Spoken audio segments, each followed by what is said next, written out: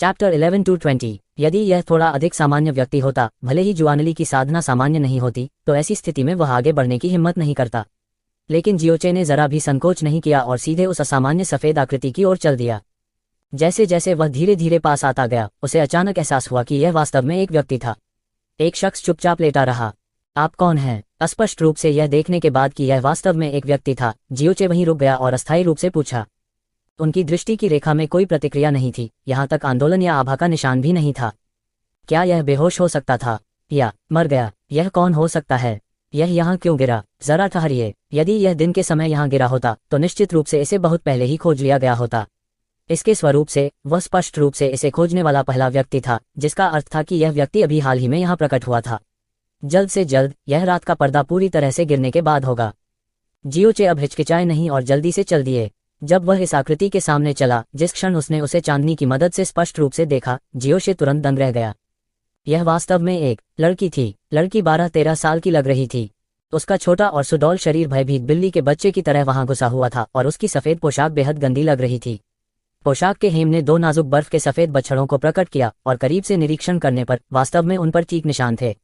उसके एक पैर में काला जूता था और दूसरा कहीं दिखाई नहीं दे रहा था।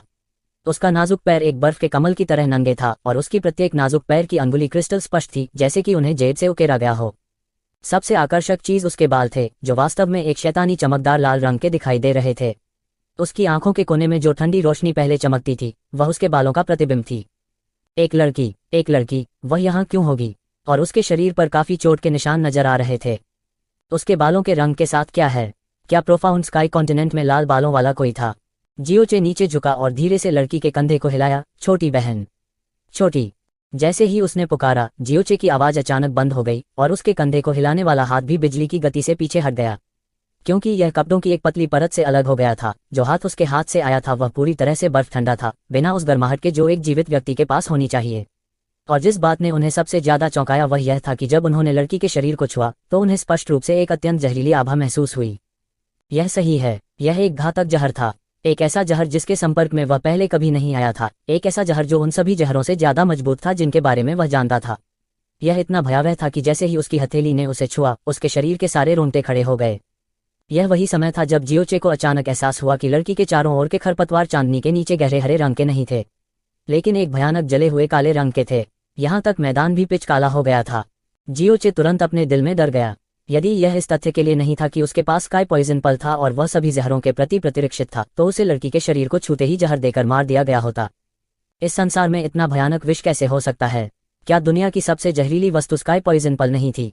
लेकिन जब मैंने स्काई पॉइजन पल का इस्तेमाल किया, तब भी मैं इस तरह के भयानक जहर को छोड़ने में सक्षम नहीं था। वास्तव में वह इससे बहुत दूर था।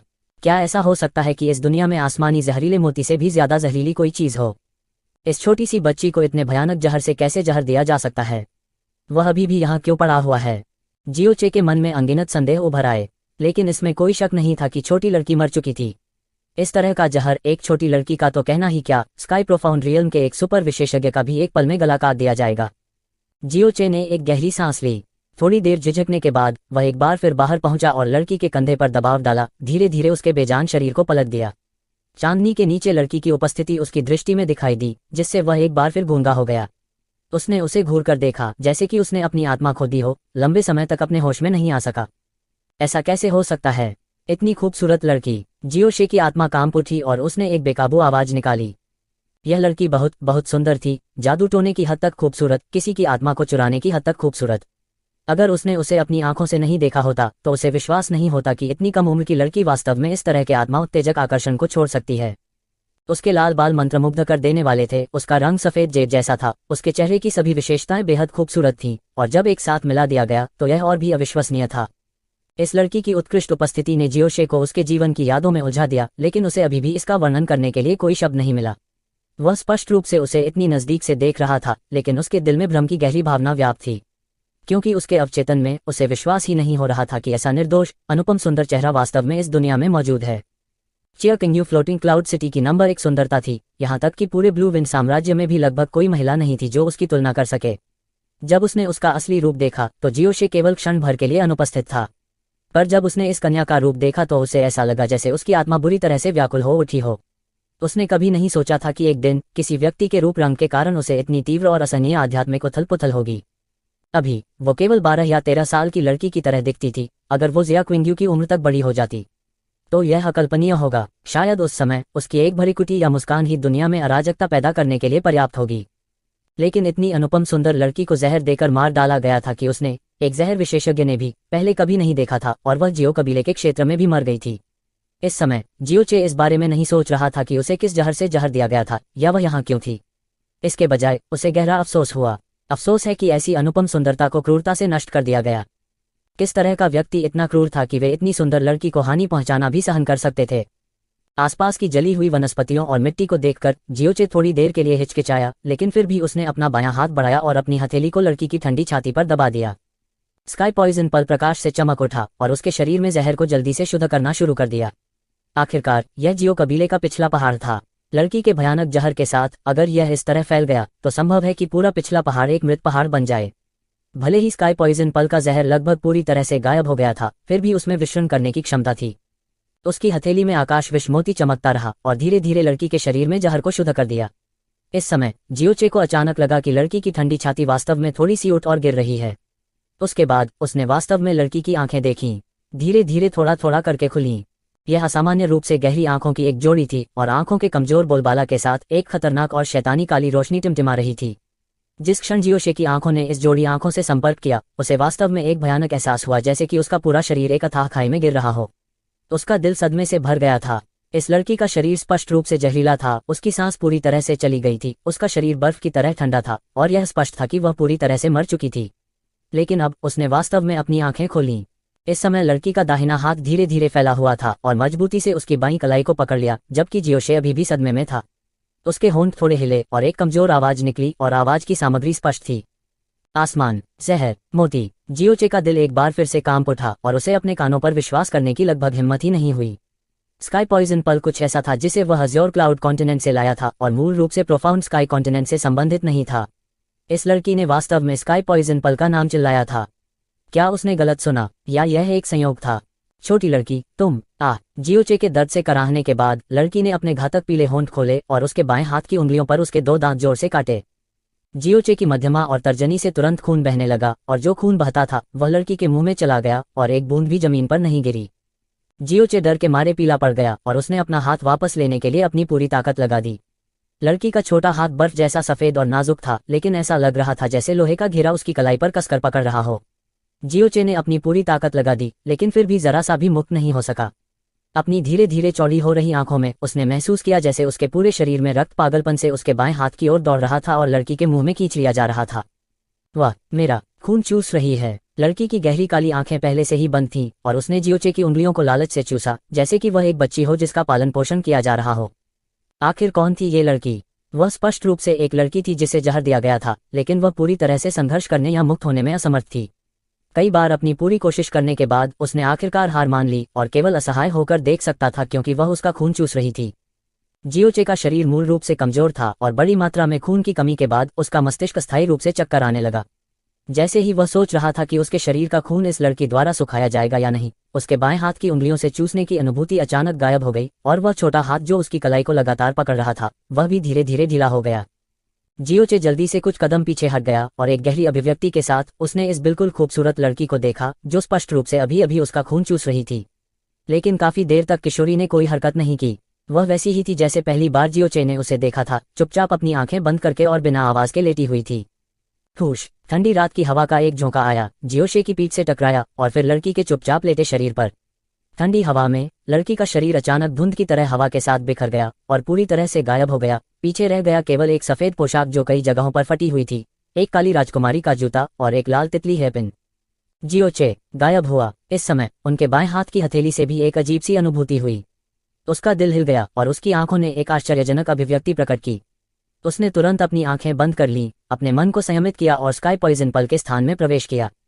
स्काई पॉइजन पल का गहरा हरा स्थान मूल रूप से खाली था, लेकिन जब उन्होंने इस समय में प्रवेश किया तो उन्होंने एक बर्फ सफेद शरीर देखा जो ऐसा लग रहा था जैसे यह जेद से खुदा हुआ हो और चुपचाप उनके सामने तैर रहा हो। जियोशे की आंखें चौड़ी हो गईं और फिर उसने तुरंत अपनी नाक ढकने के लिए हाथ बढ़ाया। यह निस्संदेह वह लड़की थी जिसने अचानक उसका खून चूसा और फिर अचानक उसके सामने से गायब हो गई। लेकिन अंतर यह था, वह लड़की जो अचानक स्काई पॉइजन पल के अंदर दिखाई दी पूरी तरह से नग्न थी और उसका छोटा जेड शरीर बिना किसी आवरण के उसके सामने आ गया। उसकी आंखें कसकर बंद थीं और उसका बर्फ सफेद चेहरा शांत था। उसके रक्त लाल बाल स्वाभाविक रूप से नीचे लटके हुए थे और बिना किसी हवा के नाच रहे थे। उसके पूरे शरीर की त्वचा कोमल और सफेद थी और एक दूधिया चमक के साथ लहरदार थी और एक बच्चे की तरह नाजुक और मोटी थी। उसकी भौहें जेब के पंखों की तरह थीं, उसकी कमर रेशम की गठरी जैसी थी और उसके दोनों पैर नाजुक और सीधे थे, जैसे कि उन्हें जेब से तराशा गया हो। हालांकि वह छोटी थी, उसके ऊपरी शरीर का आकार पहले से ही काफी बड़ा था। पूरी तरह से बर्फ की सफेद त्वचा पर दो नर्म जेड मोती वसंत बांस की तरह ताजा और कोमल थे, इतने सुंदर कि उनका दम घुट रहा था। यह एक ऐसा शरीर था जो अभी तक परिपक्व नहीं हुआ था और अपनी अपरिपक्वता के बीच में इसने एक आश्चर्यजनक आकर्षण जारी किया जो किसी की आत्मा को खो सकता था और दुनिया की चरम पूर्णता का अवतार प्रतीत होता था। जियोचे ने अपनी निगाहें बदलने के लिए बहुत अधिक इच्छाशक्ति का इस्तेमाल किया और अपनी नाक को ढकते हुए घूम गया। जैसे ही उसने बच्ची की लाश देखी, खून की लहर दौड़ पड़ी। उसे विश्वास था कि यदि वह देखता ही रहेगा तो उसके शरीर से रक्त की यह तरंग अवश्य फूट पड़ेगी। उसने कपड़े क्यों नहीं पहने थे? नहीं, यह मुख्य बिंदु नहीं था। वह अभी स्पष्ट रूप से गायब हो गई थी, तो वह स्काई पॉइजन पल के अंदर कैसे दिखाई दे सकती है? स्काई पॉइजन पल स्पष्ट रूप से पहले ही मेरे शरीर के साथ मिल चुका था और केवल मैं ही इसे नियंत्रित कर सकता हूँ। मेरी अनुमति के बिना वह यहाँ कैसे आ सकती थी? क्या यह हो सकता है क्योंकि उसने मेरा खून चूस लिया? वास्तव में क्या चल रहा था? जियोचे का दिमाग गड़बड़ था। अपने 2 जन्मों के अनुभव के बाद भी वह अभी भी पूरी तरह से यह समझने में असमर्थ था कि क्या हुआ था। जियोचे ने स्काई पॉइजन पल से अपनी चेतना वापस ली और लड़की के कपड़े उठा लिए। उन पर लगे जहर को शुद्ध करने के बाद वह आकाश विश्वमोती के पास लौट आया और जितनी जल्दी हो सके लड़की के शरीर को कपड़ों से ढक दिया। तभी उसने राहत की एक छोटी सी सांस ली। यह लड़की कौन थी? वह यहाँ क्यों दिखाई दी? उसने उसका खून क्यों चूसा? उसे स्काई पॉइजन पल के बारे में कैसे पता चला और उसने स्काई पॉइजन पल में कैसे प्रवेश किया? जियोचे को इन सवालों का कोई जवाब नहीं सूझ रहा था। वह काफी देर तक चुपचाप लड़की को देखता रहा, फिर अपना हाथ बढ़ाया और हल्के से उसके ऊपरी होंठ पर दबा दिया। उसकी उंगलियों ने तुरंत कुछ गर्माहट महसूस की, अब पहले जैसी ठंड नहीं रही और एक कमजोर सांस समान रूप से उसकी उंगलियों से टकरा गई। ये सभी जीवन के स्पष्ट संकेत थे। छोटी बच्ची। जियोचे ने अपने शरीर को हिलाया और पुकारा। कोई भी युग हो, स्त्री का रूप हमेशा सबसे मजबूत पूंजी और सबसे मजबूत हथियार था। अगर यह एक परी जैसी खूबसूरत लड़की नहीं होती, बल्कि एक बदसूरत व्यक्ति होती जो एक नज़र में ही 3 दिनों तक उल्टी कर देती, तो जियोचे निश्चित रूप से उसे स्काई पॉइजन पल से बिना किसी हिचकिचाहट के बाहर निकाल देगा। लेकिन न केवल यह लड़की रहस्य से भरी थी, बल्कि उसने सिर्फ उसकी उंगली काट ली थी और जबरदस्ती उसका खून चूस लिया था, जिससे वह ठंडे पसीने में बह गया था।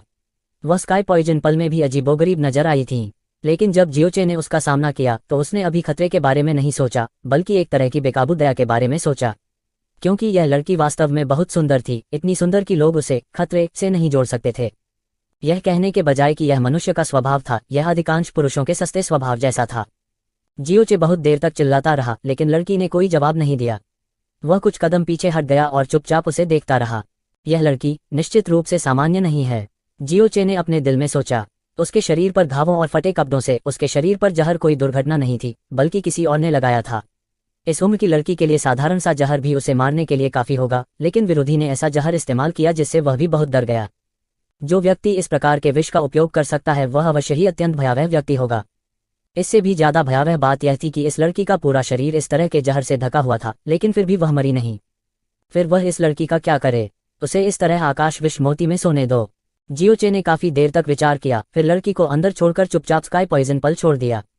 हालांकि इस लड़की ने वास्तव में पहले उसका खून चूस लिया था, यह एक अचेतन क्रिया थी। इतनी सुंदर लड़की, वह दुष्ट कैसे हो सकती है? 10,000 कदम पीछे हटकर भले ही वह दुष्ट व्यक्ति ही क्यों न हो, इतनी वृद्धावस्था में वह किस प्रकार का खतरा खड़ा कर सकता है? वह नहीं जानती थी कि वह कब जागेगी। जहर को जमीन पर जितना हो सके शुद्ध करने के बाद जियोचे वापस चलने लगा। अंधेरी रात में उसे केवल अपने ही कदमों की आहट सुनाई दे रही थी। जब वह जियो कबीले की पिछली दीवार से 100 कदम से भी कम दूरी पर था, तो उसने अचानक एक आकृति को अपनी ओर आते देखा। जियोचे के कदम अचानक रुक गए जैसे ही उसने अपने सामने देखा। इतनी देर रात में वास्तव में कौन घुसेगा? उसी समय उनके सामने आकृति ने भी उन पर ध्यान दिया। वह रुक गया और सतर्कता से पूछा, तुम कौन हो? इस आवाज ने जियोशे को तुरंत भौचक्का कर दिया और वह अनैच्छिक रूप से चिल्लाया, छोटी चाची। दूसरी ओर की आकृति ने एक कोमल चीख निकाली और तेजी से भागी। जैसे जैसे वह करीब आती गई, चांदनी में एक नाजुक और सुंदर चेहरा परिलक्षित होता गया। यह जियो लिंगजी था। जब उसने जियोचे को स्पष्ट रूप से देखा तो उसकी सुंदर आंखें चौड़ी हो गईं। जियोचे, तुम यहाँ क्यों हो? मैं। जियोचे ने अपना सिर खुजाया, मैं रात को सो नहीं सका, इसलिए मैं सितारों को देखने के लिए बाहर आया। सितारों को देखो, आज रात आपकी शादी की रात है और आप अपने जिया किंग्यू के साथ गुफा में नहीं जा रही हैं। हम ब्राइडल चैम्बर, लेकिन आप वास्तव में सितारों को देखने के लिए इस जगह पर आई हैं। प्रश्नवाचक चिन्ह। जियो लिंगजी ने जियोचे की बांह पकड़ ली, उसका चेहरा गुस्से से भर गया। क्या आप नहीं जानते कि यहाँ बहुत खतरनाक है? समय समय पर गहन जानवर जो लोगों पर हमला करते हैं प्रकट होंगे। यह इतना अंधेरा है कि इसमें बुरे लोग भी आ सकते हैं जो अंदर घुस सकते हैं। क्या होगा यदि आप गलती से उनसे टकरा जाएं? मैं तुमसे पहले भी कई बार कह चुका हूं, मेरे और दादाजी के बिना तुम दिन में भी इस जगह पर अकेले नहीं आ सकते। आपने वास्तव में मेरी बात फिर से नहीं सुनी। उद्धरण चिन्ह। जैसा कि उसने कहा, जियो लिंगजी ने सजा के तौर पर गुस्से में जियोचे की बांह पर चुटकी ली, न बहुत हल्के से और न ही बहुत भारी। दर्द होता है, दर्द होता है, दर्द होता है। जियोचे जल्दी से दर्द में चिल्लाया, दया की भीख मांगते हुए। छोटी चाची, मुझे पता है कि मैं गलत था, मैं निश्चित रूप से अगली बार ऐसा करने की हिम्मत नहीं करूंगा। अभी भी अगली बार है। जियो लिंगजी की खूबसूरत आंखें उसे घूर रही थीं। उद्धरण चिन्ह।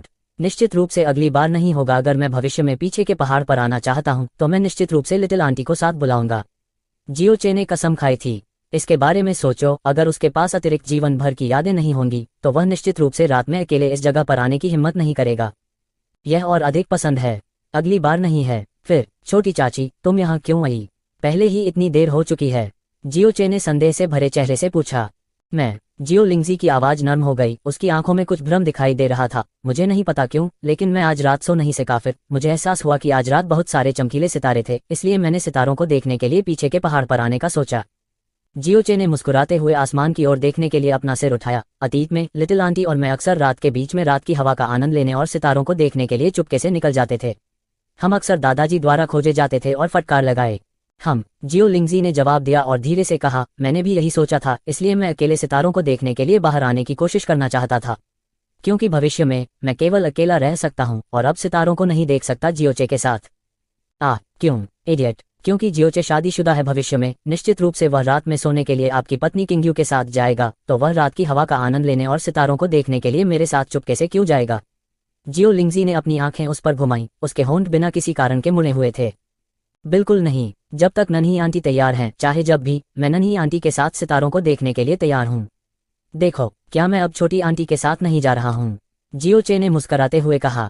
आप अभी भी बात कर रहे हैं अपनी शादी की रात? वे वास्तव में चुपके से अकेले ही पहाड़ के पीछे चले गए।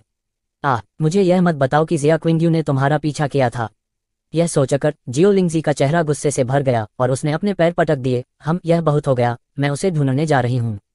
उसे बुरा मत मानना। जियोचे ने जियो लिंगशी का हाथ पकड़ लिया। मैं उसके द्वारा पीछा नहीं किया गया था, मैं बाहर आना चाहता था।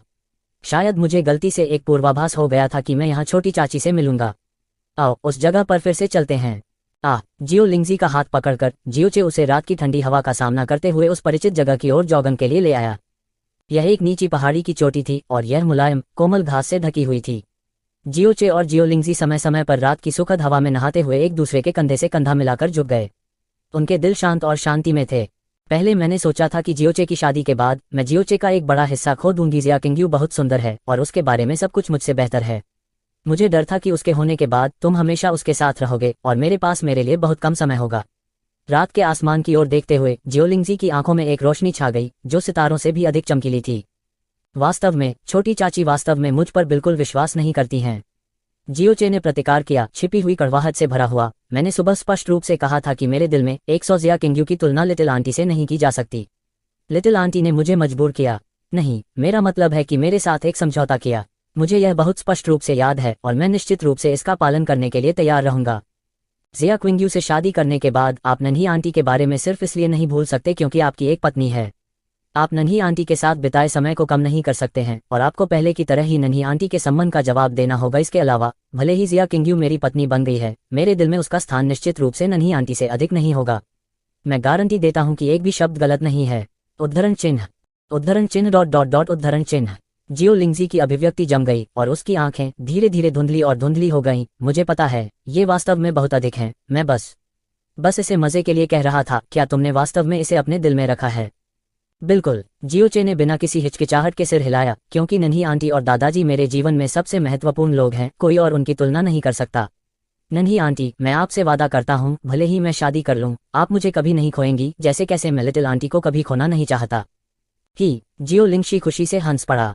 उसने दोनों हाथों से जियोचे की बांह को कसकर पकड़ लिया और अपना सिर उसके कंधे पर टिका दिया। उम्मीद के मुताबिक मेरा जियोचे सबसे आज्ञाकारी है।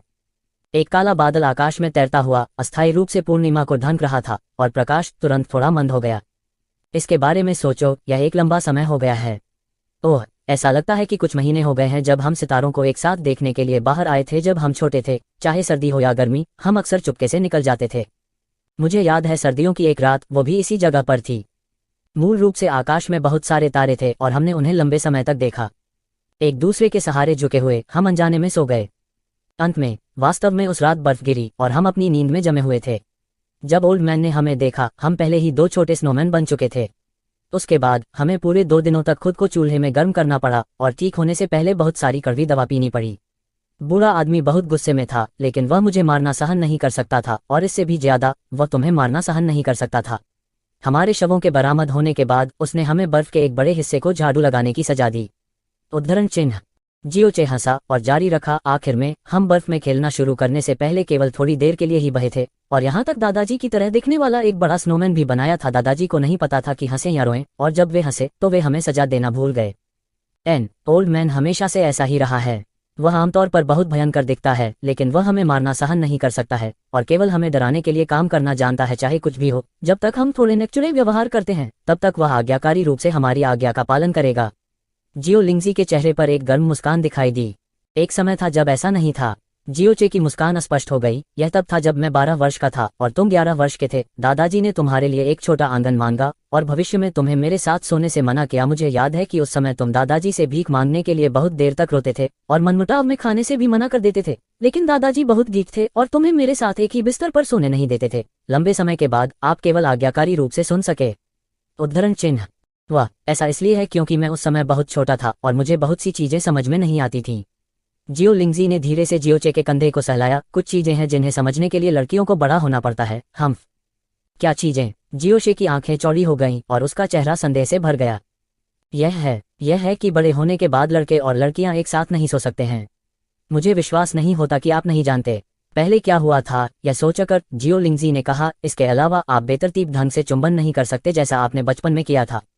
क्या ऐसा है? जियोचे ने एक तरफ देखा और चमकीली तारों की रोशनी में जियो लिंगजी के नाजुक और प्यारे जेड गालों को देखा और धीरे से उसके गाल को करीब ले गया। लेकिन मैं हमेशा तुम्हें चूमना चाहता हूँ, मुझे क्या करना चाहिए? उद्धरण चिन्ह। फिर मुझसे शादी करो। जियो लिंगजी ने अपने गुलाबी गालों को थोड़ा ऊपर उठाया और गर्व से कहा, अगर तुम मेरी छोटी चाची नहीं होती तो मैं तुमसे शादी जरूर करता। जियोचे ने बिना सोचे समझे कहा। उद्धरण चिन्ह उद्धरण चिन्ह। यह कहने के बाद जियोचे अचानक अपनी जगह पर जम गया और जियो लिंगजी की अभिव्यक्ति भी जम गई। वह एकटक उसकी ओर देखती रही, मानो उन दोनों पर जादू कर दिया गया हो। कि नन्ही आंटी, तुम मुझे इतने अजीब भाव से क्यों देख रही हो? जियोशे को अचानक लगा कि माहौल थोड़ा अजीब था और थोड़ी देर उसे रोके रखने के बाद उसने ध्यान से पूछा। जियो लिंगजी की खूबसूरत आंखें, जो लंबे समय से अचंभित थीं, थोड़ी कांपने लगीं। उसने जल्दी से दूर देखा, अपना सिर नीचे किया और धीरे से कहा, क्या तुम डरते नहीं हो कि तुम्हारी क्विंग्यू पत्नी तुम्हारी बात सुन लेगी? जियोशे ने चारों ओर देखने का नाटक किया और फिर एक मासूम चेहरे से कहा, ऐसा लगता है कि आसपास कोई नहीं है। इसमें डरने की क्या बात है? लेकिन भले ही वह इसे सुन ले, मेरे लिए डरने की कोई बात नहीं है। ऐसा नहीं है कि आप नहीं जानते कि वह वास्तव में मुझसे शादी नहीं करना चाहती और मैं वास्तव में उससे शादी नहीं करना चाहता। अगर वह मेरी नन्ही आंटी है तो मैं यह मत कहो। जियो लिंगशी ने अपना हाथ बढ़ाया और अपने होठों पर जोर से दबाया, दृढ़ता से उन शब्दों को रोक दिया जो वह कहने वाला था।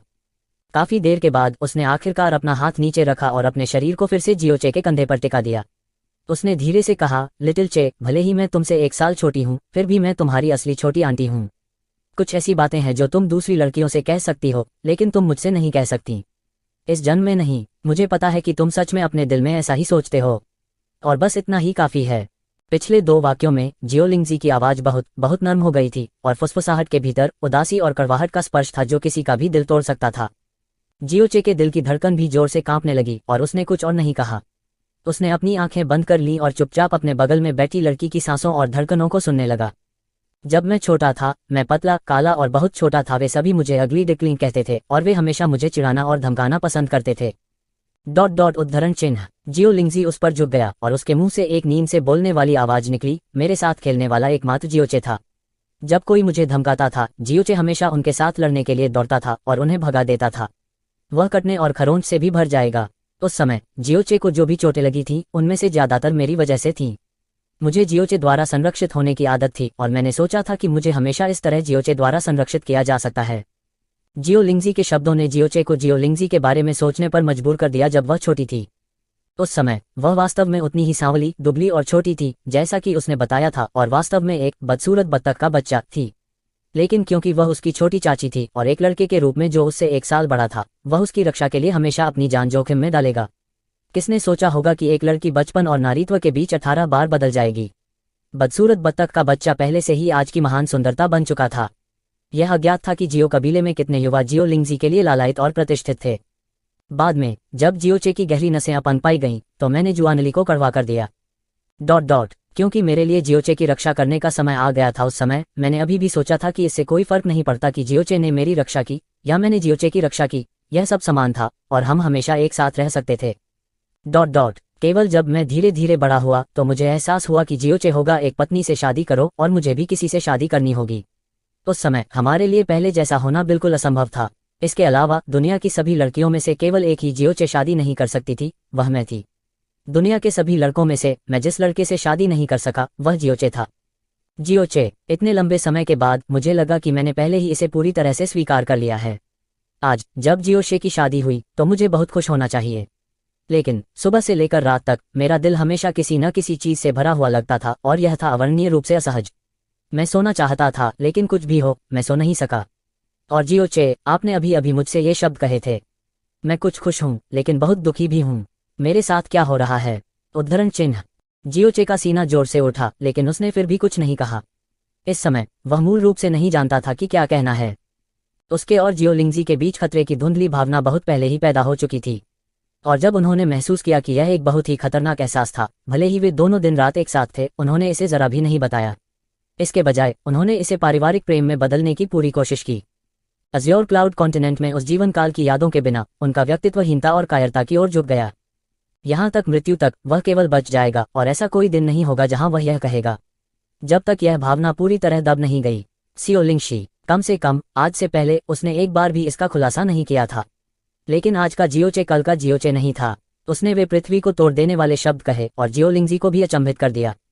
पहाड़ के पीछे इस गहरी रात में जहां आसपास कोई नहीं होगा, वह उन शब्दों को कहे बिना नहीं रह सकती थी जो उसने मूल रूप से सोचा था कि वह कभी नहीं कह पाएगी। जियोचे के दिल की धड़कन थोड़ी अनियमित होने लगी। युवा लड़की की मादक गंध को सूंघते हुए उसने अपना दाहिना हाथ बढ़ाया और धीरे से जियो लिंगजी के शरीर को गले लगा लिया।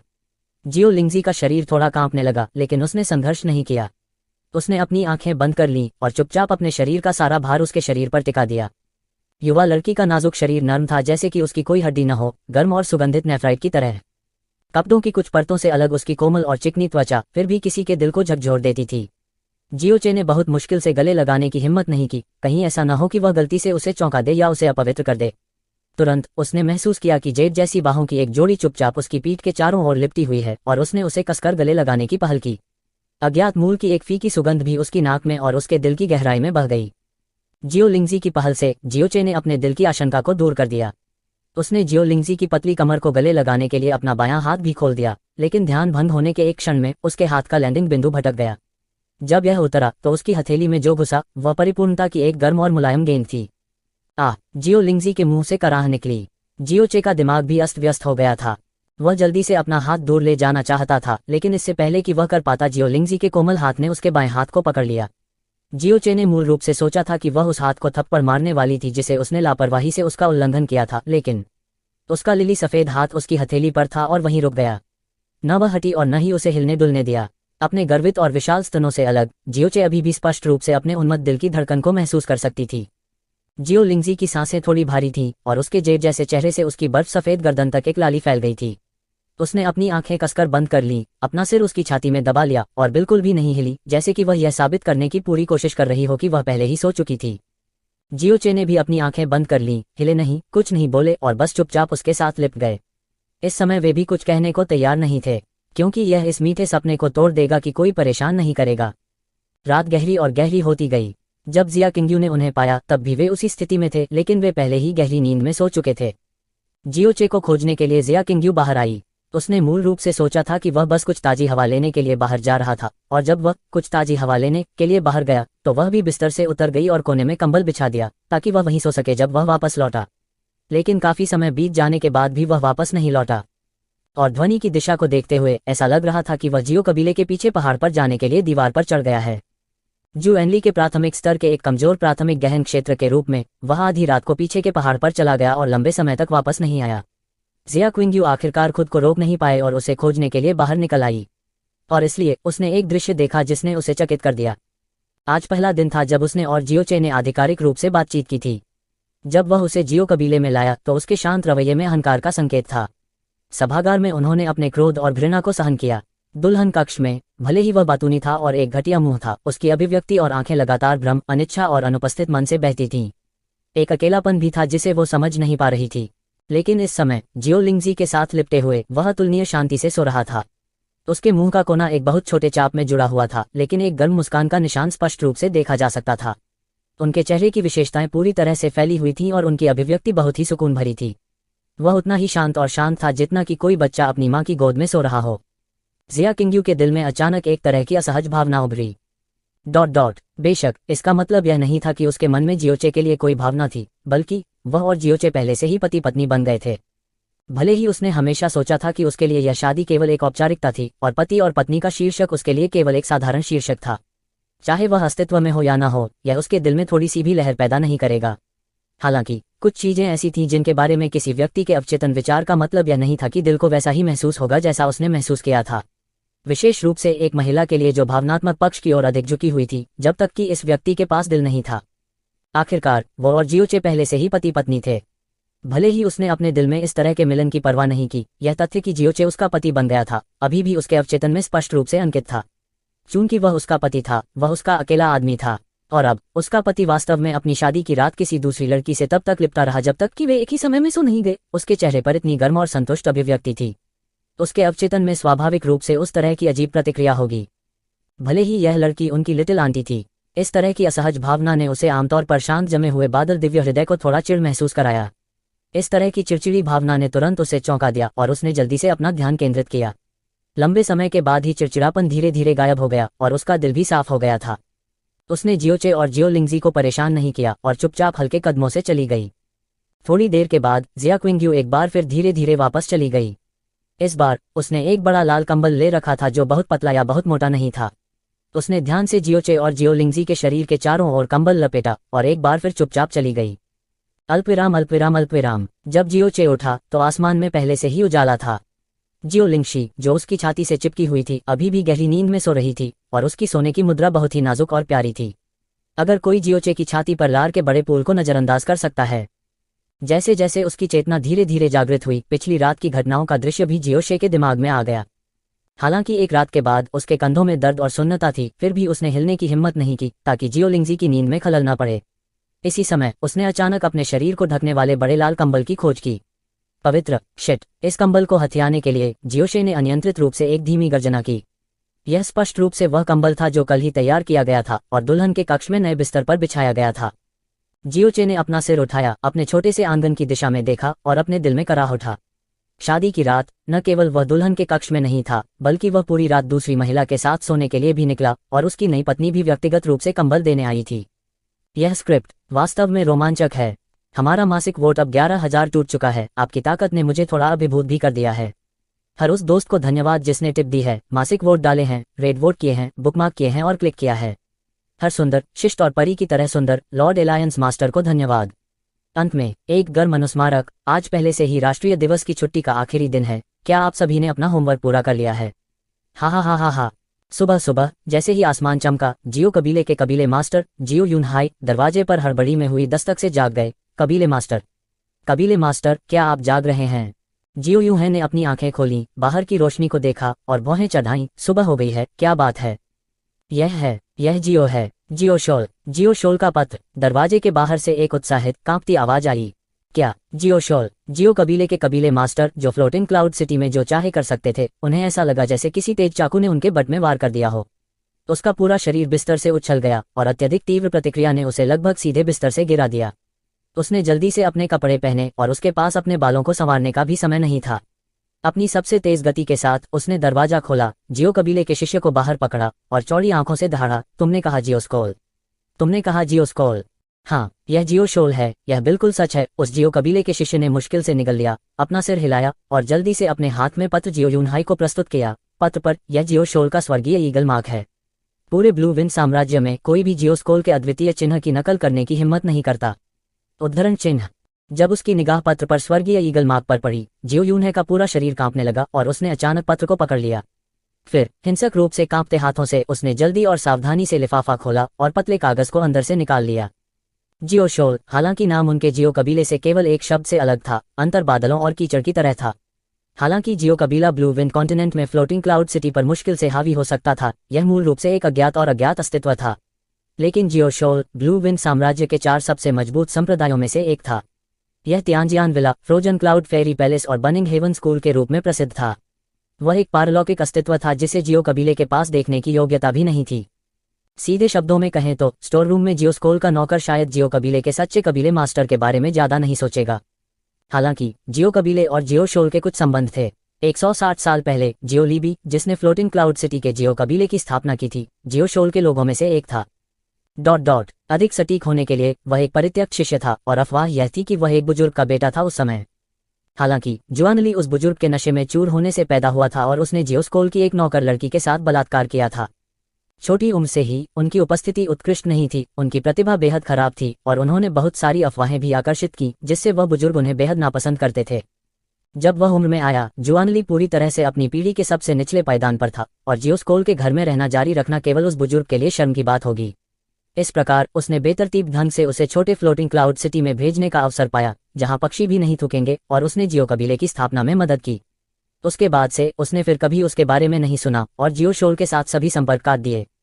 हालांकि जियो लीबी को हमेशा जियोशोल के घर में पैदा होने पर गर्व था और श्रमसाध्य रूप से जुवानली की खेती की, एक दिन जियोस्कोल की स्वीकृति प्राप्त करने और जियोस्कोल में लौटने की उम्मीद की। हालांकि यह इच्छा उस दिन तक पूरी नहीं हुई जब तक कि उनकी मृत्यु नहीं हो गई। लेकिन उनकी मृत्यु के बाद यह इच्छा जियो कबीले में पीढ़ी दर पीढ़ी चली आ रही थी और जियो कबीले में हर पीढ़ी का अंतिम लक्ष्य बन गया। विशेष रूप से जियो कबीले के कबीले मास्टर की हर पीढ़ी, वे सभी जियोस्कोल से संबंधित होने के लिए अपने शरीर में जियोस्कोल की रक्त रेखा के छोटे से हिस्से पर भरोसा करने की उम्मीद करते थे, भले ही यह सिर्फ एक छोटा सा था।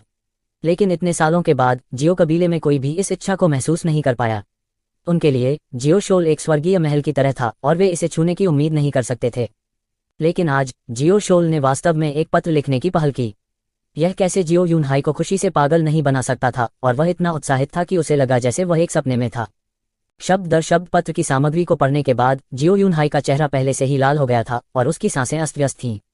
उसने एक कांपती हुई उंगली को बाहर की ओर इशारा किया और कर्कश स्वर में कहा, जल्दी से सभी बुजुर्गों और उपयाजकों को तुरंत मीटिंग हॉल में आने के लिए सूचित करें। उन्हें बताएं कि एक महत्वपूर्ण मामला है जो हमारे जियो कबीले के भविष्य से संबंधित है। चर्चा करने के लिए जल्दी जाओ। हाँ, जियो कबीले के शिष्यों ने तुरंत जवाब दिया और घबराहट में भाग गए। अल्पविराम। जियोशे ने चमकीले लाल कंबल को गले से लगा लिया और दरवाजा खोलते ही पंजों के बल झुक गया। जब वो अपने कमरे में गया तो उसने पाया कि जिया किंग्यू पहले से ही बड़े करीने से कपड़े पहने हुए थी, बिस्तर के किनारे पर बैठी हुई थी। उसकी खूबसूरत आंखें शांत पानी की तरह थीं, बिना एक भी लहर के, जैसा कि उसने उसे देखा था। जियोशे ने तुरंत कंबल को मेज पर फेंक दिया और अपने चेहरे पर बिना किसी शर्म के पूछा, पत्नी, तुम इतनी जल्दी उठ गई, क्या तुम कल रात ठीक से सोई? तुम मुझे यह नहीं बताओगे कि तुम कल रात कहाँ गए थे? जिया किंग्यू की खूबसूरत आंखें थोड़ी संकुचित हो गईं और उदासीनता से पूछा। कोई जरूरत नहीं है, जियोचे ने फैलाया और दर्पण के सामने अपने बालों को साफ करना शुरू किया, क्योंकि मुझे पता है कि आप निश्चित रूप से दिलचस्पी नहीं लेंगे। जिया किंग्यू, भले ही वह कल रात पीछे के पहाड़ में जियोलिंगशी से लिपट कर सो गया था, सुबह उठने के बाद उसकी आत्मा आश्चर्यजनक रूप से अच्छी थी। अपने कपड़े और बालों को थोड़ा ठीक करने के बाद और एक सुंदर लड़के की अपनी संपूर्ण छवि को बहाल करने के बाद जियोशे खड़ा हुआ और कहा, चलो चलते हैं, पहली सुबह हमें दादाजी को सम्मान देना चाहिए। आप इसे मना नहीं करेंगे, सही? जिया किंग्यू ने कुछ नहीं कहा, उठ खड़ी हुई और पहले कमरे से बाहर चली गई। जियोशे ने अपने कंधे उचकाए और जल्दी से उसका पीछा किया। जियोली हमेशा हर दिन बहुत जल्दी उठ जाते थे और आज कोई अपवाद नहीं था। जैसे ही उन्होंने जियोली के छोटे से आंगन में प्रवेश किया, उन्होंने देखा कि वह आंगन में खड़ा है, उसके फूलों और पौधों की प्रशंसा कर रहा है। जियोचे और जिया किंग्यू को साथ साथ चलते देख वह गर्मजोशी से मुस्कुराया, तुम आ गए। जियोली की चौकस निगाहों के नीचे जियोचे ने जल्दी से अपना हाथ बढ़ाया और जिया किंग्यू के छोटे हाथ को अपने हाथ में पकड़ लिया। जिया किंगयू का हाथ नर्म और चिकना था और शायद इसलिए कि उसने फ्रोजन क्लाउड आर्ट्स की खेती की थी, उसमें ठंडक का हल्का सा निशान था। जिया किंगयू का पूरा शरीर अकड़ गया। जैसे ही वह जबरदस्ती जियोचे को हिलाने वाली थी, वह जियोली की नजर से मिली और केवल इसे सहन कर सकी, जिससे जियोचे ने उसका हाथ पकड़ लिया और जियोलाई की ओर चल पड़ी। उसके पिता जियोली के प्रति हमेशा बहुत सम्मान रखते थे और वह भी वैसी ही थी। वह दिखा सकती थी कि जियोचे के सामने उसके मन में उसके लिए कोई भावना नहीं थी, लेकिन अगर उसने जियोलाई के सामने जबरदस्ती जियोलाई का हाथ हिला दिया तो कोई भी कल्पना कर सकता है कि जियोलाई की अभिव्यक्ति कितनी बदसूरत होगी। यह घृणित कमीने, दादाजी आप आज फिर इतनी जल्दी उठ गए। जियोचे जिया क्विंगयू का हाथ पकड़ते हुए आगे बढ़ा और बहुत ही स्वाभाविक रूप से एक जूनियर की तरह जियोली को अभिवादन किया। किंगयू दादाजी को बधाई देता है। जिया किंगयू हल्के से झुकी, उसकी मुद्रा कोमल और गरिमा में थी। यह पहली बार था जब जूयू का छोटा हाथ इस तरह से एक आदमी द्वारा पकड़ा गया था और यह एक नीच और बेशर्म तरीके से भी किया गया था। इसने उसे क्रोधित और असहाय दोनों बना दिया। अगर उसे इस बात की चिंता नहीं थी कि जुआनिकी के उतार चढ़ाव इस बूढ़े व्यक्ति द्वारा खोजे जाएंगे जिसके पास आत्मा गहन दायरे के शिखर की ताकत थी, तो वह निश्चित रूप से फ्रोजन क्लाउड आर्ट्स का उपयोग जियोचे को तब तक के लिए फ्रीज कर देगी जब तक कि वह दर्द से कराह उठे। हे, तुम लोग भी बहुत जल्दी उठ गए। जियोचे और जिया किंगयू की अंतरंग उपस्थिति को देखते हुए जियोली के चेहरे से एक हंसमुख अभिव्यक्ति प्रकट हुई। किंगयू, हालांकि 16 साल की उम्र में शादी करना थोड़ा जल्दी है, इसने कम से कम मेरी एक चिंता को दूर कर दिया है। किंगयू, आपको एयर की स्थिति के बारे में भी पता होना चाहिए। ईमानदारी से कहूं तो इस शादी ने वास्तव में आपके साथ गलत किया है। हालांकि हमारा परिवार इसे आपके लिए बनाने की पूरी कोशिश करेगा। अभी मेरी सबसे बड़ी इच्छा है कि आप दोनों शांतिपूर्ण और स्थिर जीवन व्यतीत करें। उद्धरण चिन्ह। इससे पहले कि जिया किंगयू जवाब दे पाती, जियोचे ने दौड़कर कहा, दादाजी आप क्या कह रहे हैं? मैं जियोचे आपका पोता हूँ। इस दुनिया में ऐसी कोई महिला नहीं है जिसके मैं लायक नहीं हूँ। उसके साथ अन्याय कैसे हुआ है?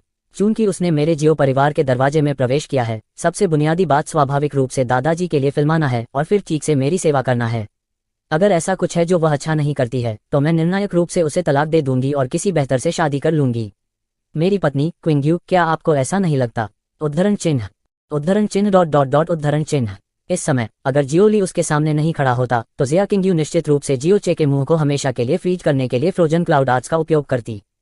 हा हा हा हा। जियोले हंसी में फूट पड़ा, बेबसी से अपना सिर हिलाया और जियोचे को प्यार से देखा। तुम किंगयू अभी परिवार में आई है और तुम पहले से ही उसे इस तरह धमका रहे हो। किंगयू, उसकी बकवास मत सुनो। इस लड़के का मुंह बचपन से कभी ईमानदार नहीं रहा है। इतनी जल्दी है, तुम लोगों ने शायद अभी तक नहीं खाया है ना? यह जानते हुए कि आप आएंगे, ओल्ड होंग ने पहले ही किचन को नाश्ता तैयार करने और उसे भेजने का आदेश दे दिया था। आओ मिलकर खाओ। उद्धरण चिन्ह। ठीक है दादाजी, ठीक है। क्या आप नन्ही आंटी को साथ बुलाना चाहते हैं? वह बचपन से ही सोना पसंद करती है और अभी भी इतनी जल्दी है। चलो उसे परेशान न करें। निश्चित रूप से कमरे में खाने की मेज पर पहले से ही 3 ताज़ा तैयार नाश्ते रखे हुए थे। जियोचे के हाथ ने कभी जाने नहीं दिया और जिया किंगयू को खींचा, जो एक प्राकृतिक अभिव्यक्ति को बनाए रखने की पूरी कोशिश कर रही थी, खाने की मेज के किनारे कंधे से कंधा मिलाकर बैठने के लिए। जियो लाई उनके सामने बैठ गया। जैसे ही उसके बट ने कुर्सी को छुआ, बाहर से तेज कदमों की आहट आई। उसके बाद एक जोरदार सांस के साथ एक चीख सुनाई दी। पांचवां बड़ा, क्या पांचवां बड़ा यहाँ है? क्या बात, क्या बात? जियो ली घूम गया, उसकी बाहें थोड़ी सी टेढ़ी हो गईं। कबीले मास्टर का आदेश, सभी बुजुर्गों को तुरंत मीटिंग हॉल में जाना है। जियो कबीले के भविष्य के बारे में चर्चा करने के लिए महत्वपूर्ण मामले हैं, इसलिए आपको तुरंत जाना चाहिए। उद्धरण चिन्ह डॉट डॉट डॉट उद्धरण चिन्ह। जियो ली खड़ा हुआ, जियो होंग द्वारा दिया गया कोट पकड़ा और जियो लाई और जिया किंगयू से कहा, ऐसा लगता है कि कुछ जरूरी है। तुम लोग पहले खा लो, मेरे लिए इंतजार करने की कोई जरूरत नहीं है। जियो ली की याद में इतनी सुबह इतनी जल्दी इकट्ठा होने का इतना जरूरी आदेश कभी नहीं दिया गया था। उसने अपना कोट पहना और जल्दी से चला गया। जिस तरह जियोली का अगला पैर चला गया, जियोचे का हाथ बिजली की गति से जिया किंगयू के हाथ से छूट गया और उसका शरीर भी होश के साथ पीछे की ओर कूद गया। उसकी तलवार जैसी बाहें थोड़ी झुकी हुई थीं और एक गंभीर अभिव्यक्ति के साथ कहा, मेरी पत्नी क्विंगयू, तुम बहुत स्मार्ट हो। तुम निश्चित रूप से समझती हो कि मैंने तुम्हारा हाथ पकड़ने का कारण दादाजी को सहज और खुश महसूस कराना था, बिल्कुल कोई और मतलब नहीं। भले ही मैंने पहले आपकी राय नहीं मांगी थी, मुझे यकीन है कि आप नाराज नहीं होंगे और विरोध नहीं करेंगे, ठीक है? उद्धरण चिन्ह। हालांकि जिया किंगयू की अभिव्यक्ति धीरे धीरे ठंडी हो गई। उसने ठंडेपन से कहा, यदि आप फिर से मेरे शरीर को लापरवाही से छूने की हिम्मत करते हैं तो मैं वास्तव में आपके साथ विनम्र नहीं रहूंगी। अरे, तुम इतनी दूर नहीं जाओगे। जियोशे ने उसकी तरफ देखा, उसका चेहरा उदास था। यह सिर्फ हाथ पकड़ना है, फिर भी आप वास्तव में गुस्से में हैं। हम एक वास्तविक विवाहित जोड़े हैं। भले ही आपने केवल कृतज्ञता का कर्ज चुकाने के लिए मुझसे शादी की हो, हम अभी भी पति और पत्नी। चूंकि हम पति पत्नी हैं, हाथ छूने की तो बात ही नहीं करते, कहीं भी छूना सामान्य बात है। नहीं, यह कुछ ऐसा है जो किया जाना चाहिए। आपने मुझसे शादी किए केवल एक दिन से भी कम समय लिया है, फिर भी आप हमेशा इतनी ठंडी और उदासीन रही हैं।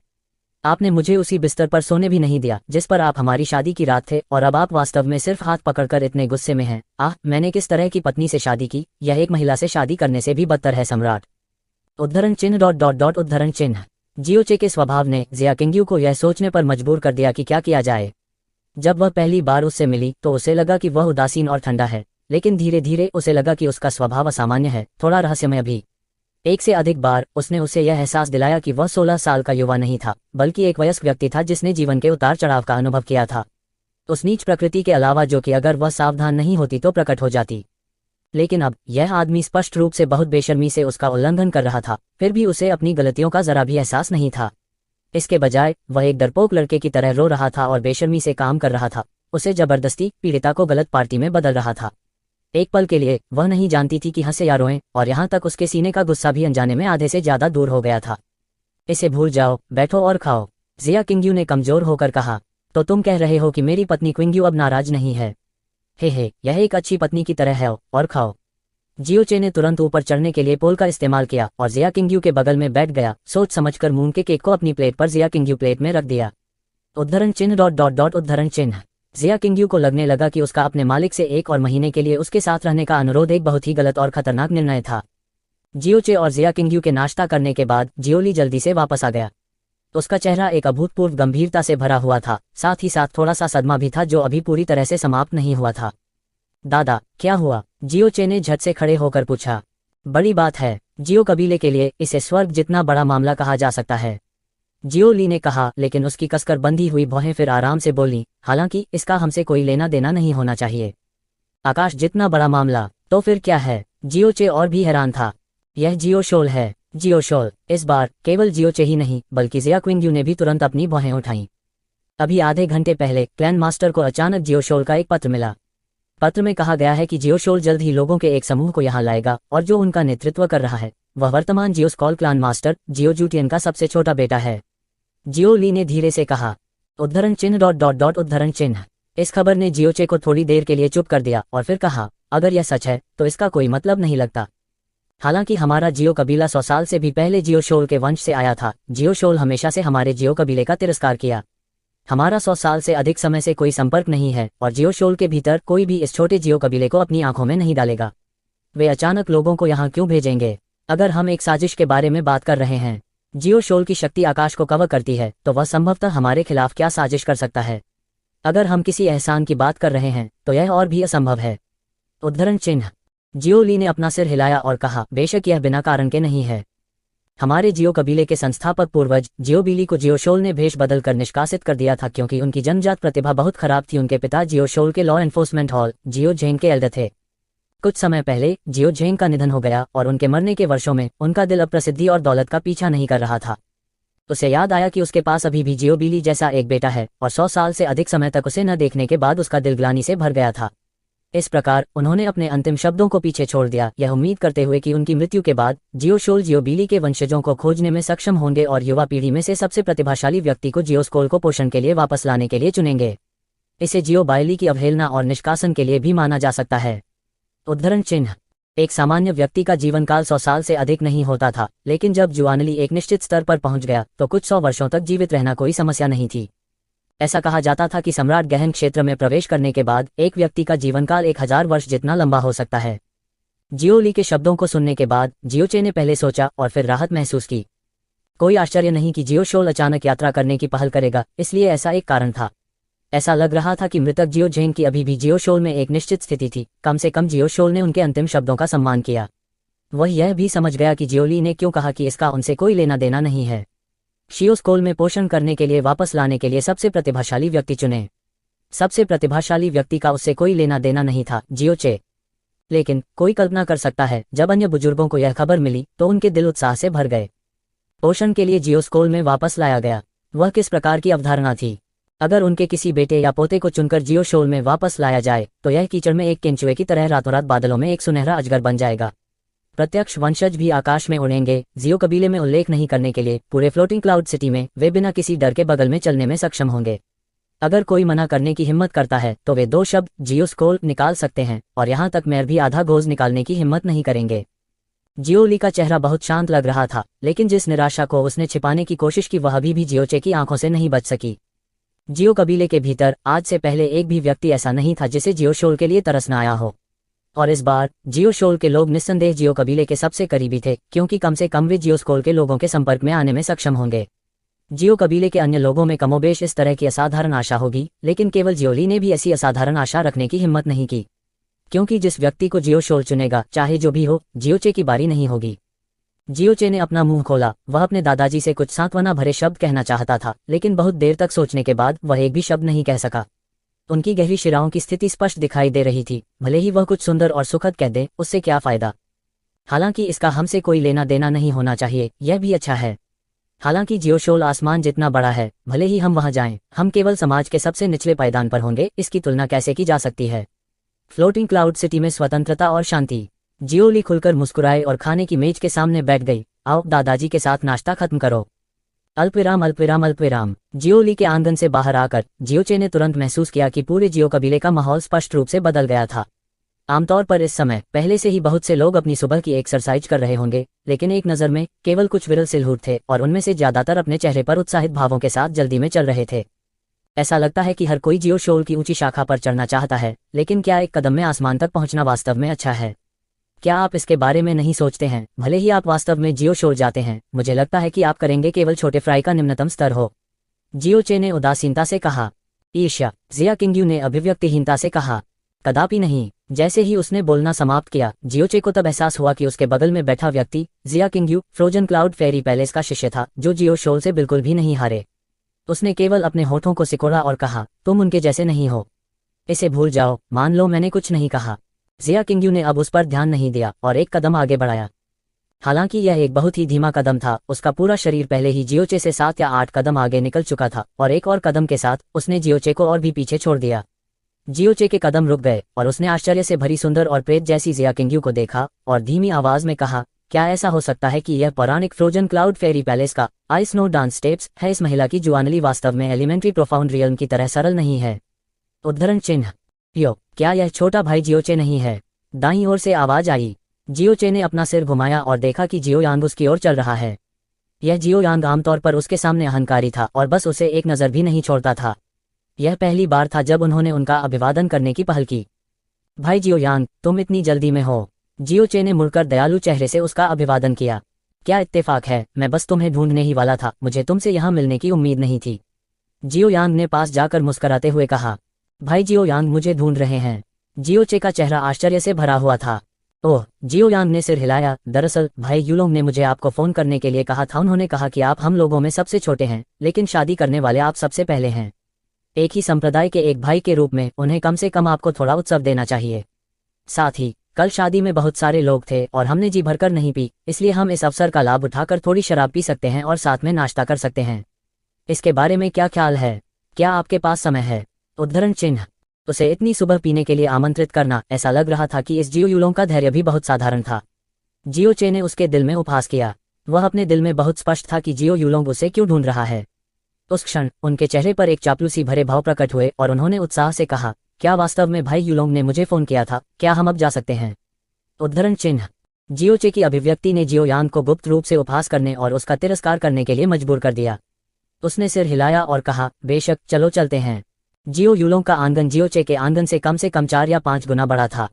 इसे बहुत ही शानदार ढंग से सजाया गया था और यहाँ तक कि एक समर्पित नौकरानी भी थी। आंगन के केंद्र में एक चौकोर मंडप था और मंडप में गोल मेज पहले से ही खाने पीने की चीजों से भरी हुई थी। जियो यूलोंग ने अपना वाइन कप उठाया और गर्मजोशी से मुस्कुराया। भाई जियोचे, आपने हमारे फ्लोटिंग क्लाउड सिटी के नंबर 1 मोती से शादी कर ली है, और मैं आपको फिर से बधाई देता हूं तुम्हारे भाई के रूप में। ऐसा लगता है कि मुझे भी कड़ी मेहनत करनी है। उद्धरण चिन्ह। धन्यवाद भाई यूलोंग। जियोशे ने भी जल्दी से अपना शराब का प्याला उठाया। उसका चेहरा उत्साह से भर गया। दरअसल वास्तव में मेरी शादी का जिक्र करने लायक नहीं है। मुझे वास्तव में बधाई देने वाला भाई यूलोंग होना चाहिए। ओह, जियो यूलोंग ने एक हैरान अभिव्यक्ति प्रकट की और मुस्कुराते हुए कहा, मुझे बधाई दो। मैं बिल्कुल नहीं समझ पा रहा हूं कि तुम क्या कह रहे हो। जियोचे ने सीधे चेहरे से कहा, भाई यूलोंग, क्या आप नहीं जानते कि जियोशोल किसी को भेजने वाला है, और फिर युवा पीढ़ी के सबसे प्रतिभाशाली व्यक्ति को जियोशोल में वापस लाने के लिए चुने। हमारे जियो कबीले की युवा पीढ़ी में प्रतिभा, स्थिति, उपस्थिति और चरित्र के मामले में भाई यूलोंग की तुलना कौन कर सकता है। तो इस बार जियोशोल में वापस लाए जाने वाले व्यक्ति निश्चित रूप से भाई यूलोंग होंगे। यह वाकई खुशी का मौका है। उद्धरण चिन्ह। हाँ, यह सही है। इस बार जियोशोल द्वारा चुना गया व्यक्ति निश्चित रूप से बिग ब्रदर होगा। यहाँ बिग ब्रदर के साथ कोई और इस बारे में सोच भी नहीं सकता। जियो यांग ने भी जल्दी से कहा। जियो कबीले में उनकी योग्यता औसत से ऊपर ही थी। जियोशोल के मामले में वह अपनी कीमत जानता था, इसलिए उसने कोई विचार रखने की हिम्मत नहीं की। जियो कबीले में सबसे संभावित व्यक्ति निस्संदेह जियो यूलोंग था, और इन सभी वर्षों में वह जियो यूलोंग के पीछे पीछे चल रहा था। यदि जियो यूलोंग जियोस्कोल में प्रवेश कर सकता है तो उसे 100 लाभ होंगे और उसे कोई नुकसान नहीं होगा। यहाँ तक वह इस बात से भी खुश होने लगा था कि जियो यूलोंग के इतने सालों तक चापलूसी करना सही विकल्प था। जियो यूलोंग ने अपना सिर हिलाया और एक विनम्र चेहरे के साथ कहा, तुम लोग मेरे बारे में बहुत अधिक सोचते हो। हमारे जियो कबीले में बहुत सारे उत्कृष्ट भाई और बहनें हैं। जब जुआनली की बात आती है तो मैं भाग्यशाली हूँ कि मैं नंबर 1 हूँ। लेकिन जब योग्यता की बात आती है तो मैं कहने की हिम्मत नहीं करता, लेकिन मैं कड़ी मेहनत करूंगा। आइए भाई जियोचे, आइए कल के आनंदमय अवसर पर टोस्ट करें। उद्धरण चिन्ह। हालांकि उसकी आवाज बहुत अनौपचारिक थी, जियो यूलोंग की आंखों की गहराई में एक जलता हुआ पागलपन था जो किसी और की तुलना में अधिक तीव्र था। एक कप शराब पीने के बाद जियोशे का चेहरा लाल हो गया। इस समय जियो यांग ने अपना चेहरा करीब ले लिया और मुस्कुराते हुए कहा, भाई जियोचे, कल आपने हमारे फ्लोटिंग क्लाउड सिटी की नंबर 1 सुंदरता से शादी की। महिलाओं के साथ आपकी किस्मत वास्तव में हमें भाइयों से ईर्ष्या करती है। ब्राइडल में कल का स्वाद कमरा है, यह काफी अच्छा होना चाहिए, है ना। जियो यूलोंग ने अपने चेहरे पर मुस्कान के साथ अपना वाइन कप उठाया, लेकिन उसकी निगाहें जियोचे के चेहरे और आंखों पर टिकी थी। उसके चेहरे पर एक अजीब अभिव्यक्ति देखने की तैयारी कर रही थी। हालांकि जिस क्षण जियो यांग ने बोलना समाप्त किया, जियोचे की आंखें चमक उठी और उनके चेहरे पर एक भद्दी मुस्कान आ गई जिसे सभी लोग समझ गए। उसने अपना सिर जियो यांग के करीब ले जाया, अपनी आवाज कम की और एक शरारती मुस्कान के साथ कहा, बिल्कुल, लेकिन जब वह बिस्तर पर होती है तो वह पूरी तरह से फूहड़ होती है। वह कराहना, वह स्वाद, यह सिर्फ अच्छे से ज्यादा है। हे। जैसे ही जियोचे ने बात की, उसकी आंखें सिकुड़ गईं, उसका चेहरा लाल हो गया और उसके चेहरे पर एक मादक भाव प्रकट हुआ। गुनगुनाहट। जियो यूलोंग के हाथ में शराब का प्याला सीधे कुचल दिया गया और टूटे हुए टुकड़े मेज पर गिर गए। हो भाई यूलोंग, तुम्हें क्या हुआ। जियोचे जल्दी से उठा और उसने भयभीत भाव दिखाया। जियो यूलोंग के चेहरे पर एक बेहद कठोर और बदसूरत मुस्कान दिखाई दे रही थी। उसने अपने हाथ में शराब के टूटे हुए प्याले को हिलाया। कुछ नहीं, मैं लापरवाह था और अपनी ताकत को अच्छी तरह से नियंत्रित नहीं कर पाया। जियो यांग का रंग जियो यूलोंग से ज्यादा अच्छा नहीं था। यह ऐसा था जैसे उसने मरी हुई मक्खियों का एक गुच्छा खा लिया हो। जियो यूलोंग के शब्दों को सुनने के बाद उन्होंने जल्दी से कहा, मुझे पता है, यह होना चाहिए क्योंकि बिग ब्रदर को इन दिनों जुआनली में एक नई सफलता मिली है। इस अवधि के दौरान प्रवर्धित जुआनली वास्तव में कभी कभी ऐसी स्थिति होती थी जहां वह इसे अच्छी तरह से नियंत्रित नहीं कर पाता था। उद्धरण चिन्ह। तो ऐसा ही है। जियोचे को अचानक एहसास हुआ और उसने तुरंत कहा, बिग ब्रदर यूलोंग को वास्तव में फिर से सफलता मिली है। बधाई हो। मैंने सुना है कि बिग ब्रदर यूलोंग 3 महीने पहले नवजात गहन दायरे के तीसरे स्तर पर पहुंच गया। केवल 3 महीनों में उसे वास्तव में एक और सफलता मिली। वास्तव में हमारी पीढ़ी के शीर्ष प्रतिभा होने के योग्य हैं। ऐसा लगता है कि इस बार जियोशोल जिस व्यक्ति को चुनेंगे वह बिग ब्रदर यूलोंग के अलावा कोई और नहीं हो सकता। उद्धरण चिन्ह। जियो यूलोंग का चेहरा थोड़ा टेढ़ा हो गया। वह उठ खड़ा हुआ, अपने दिल की उथल पुथल को दबा दिया और मजबूर मुस्कान के साथ कहा, भाई जियोचे बहुत दयालु है नबी, मुझे वास्तव में एक सफलता मिली। जुआनली थोड़ा अस्थिर है, मुझे इसे तुरंत स्थिर करना चाहिए। हो सकता है कि मैं आपका मनोरंजन करना जारी न रख सकूं। यह ठीक है, यह ठीक है। जियोचे ने जल्दी से अपना हाथ हिलाया और समझने में सिर हिलाया। बेशक यह बिग ब्रदर यूलोंग है कि जुआनली को स्थिर करना अधिक महत्वपूर्ण है। फिर मैं बिग ब्रदर यूलोंग को परेशान नहीं करना जारी रखूंगा। आज आपके निमंत्रण के लिए धन्यवाद बिग ब्रदर यूलोंग। कुछ दिनों के बाद जब जियोशोल द्वारा बिग ब्रदर यूलोंग को चुना जाता है तो मैं निश्चित रूप से जल्द आपको बधाई देने आऊंगा। उद्धरण चिन्ह। यह कहने के बाद जियोचे बहुत विनम्रता से चला गया। जियो यांग ने भी उसके साथ जाने का नाटक किया। जियोचे को जाते हुए देखने के बाद वह जल्दी से वापस आ गया। जैसे ही उसने दरवाजे में प्रवेश किया, उसने जियो यूलोंग का भयानक उदास चेहरा देखा। बिग ब्रदर, यह मामला। जियो यूलोंग की अभिव्यक्ति को देखते हुए जियो यांग ने जमकर लार का एक कौर निगल लिया और डर से कांपते हुए आगे बढ़ गया। जियो यूलोंग ने गर्जना की और एक पागल की तरह मेज पर रखी शराब और चाय के सभी सेटों को उड़ा दिया, उन्हें टुकड़ों में तोड़ दिया। फिर उसने पत्थर की मेज को जोर से जमीन पर पटक दिया। उसने अपनी मुट्ठी कसकर भींच ली और जोर से हाँफने लगा। उसकी आंखों से ईर्ष्या और घृणा की लपटें निकल रही थीं जो जलने के कगार पर लग रही थीं। उसके मुंह से एक अतुलनीय रूप से नीची और गहरी आवाज निकली, क्या तुमने मुझे नहीं बताया? जिया किंग्यू बिल्कुल उस कूड़ेदान जियोचे को छूने नहीं देगी। जियो यूलोंग ने शायद ही कभी अपनी भावनाओं पर नियंत्रण खो दिया। उसकी वर्तमान स्थिति ने जियो यांग की खोपड़ी में झंझनाहट पैदा कर दी और उसकी रीढ़ में ठंडक दौड़ गई। उसने घबराई हुई आवाज में कहा, यह होना चाहिए, यह उस ब्रैड जियोचे का होना चाहिए जिसने इसे गढ़ा है। इसे गढ़ा है जिया किंग्यू, उसके लिए उस बच्चे को पसंद करना असंभव है। बकवास, जियो यूलोंग गुर्राया, क्या आपको लगता है कि मुझे नहीं पता कि जियोचे की कीमत कितनी है? क्या वह मेरे सामने दिखावा कर सकता है? क्या आपको लगता है कि मैं अंधा हूँ? जियो यूलोंग काफी चतुर और समझदार था। वह जियोचे को 16 साल से जानता था और मानता था कि वह उसके बारे में सब कुछ जानता है, जैसे उसके हाथ के पिछले हिस्से। वह अतुलनीय रूप से आश्वस्त था कि कमजोर और आत्मघृणित व्यक्तित्व वाला यह जुआनली मैल कभी भी उसकी नजरों से बच नहीं पाएगा। और जब जियो यांग ने उससे पूछा क्या यह उसकी आंखें, अभिव्यक्ति या अवचेतन शरीर की हरकतें थीं, वहां ढोंग या भेष का कोई निशान नहीं था। जिया किंग्यू वह महिला थी जिसे पाने के लिए उसने कसम खाई थी। उसने उन्हें शादी करने की अनुमति दी क्योंकि एक और तो वह असहाय था। दूसरी ओर उनका मानना कि अगर जिया किंग्यू ने जियोचे से शादी भी कर ली तो भी वो खुद को जियोचे को कभी नहीं देगी। इसके बजाय यह उसके लिए सुविधाजनक होगा। लेकिन उसने कभी नहीं सोचा था कि शादी के दूसरे दिन उसे जो परिणाम प्राप्त होगा वह यह होगा कि जिया किंग्यू पहले से ही जियोचे द्वारा दागी जा चुकी थी। इस समय उसके दिल में क्रोध, ईर्ष्या और आक्रोश के कारण उसकी छाती लगभग फट गई। जियो यांग ने अपनी गर्दन सिकोड़ ली और वहीं खड़ा हो गया, यहाँ तक जोर से सांस लेने की भी हिम्मत नहीं कर रहा था। अतीत में जियो यूलोंग जियो कबीले का अगला कबीला मास्टर था और वह हमेशा उसके सामने ईमानदार रहा था।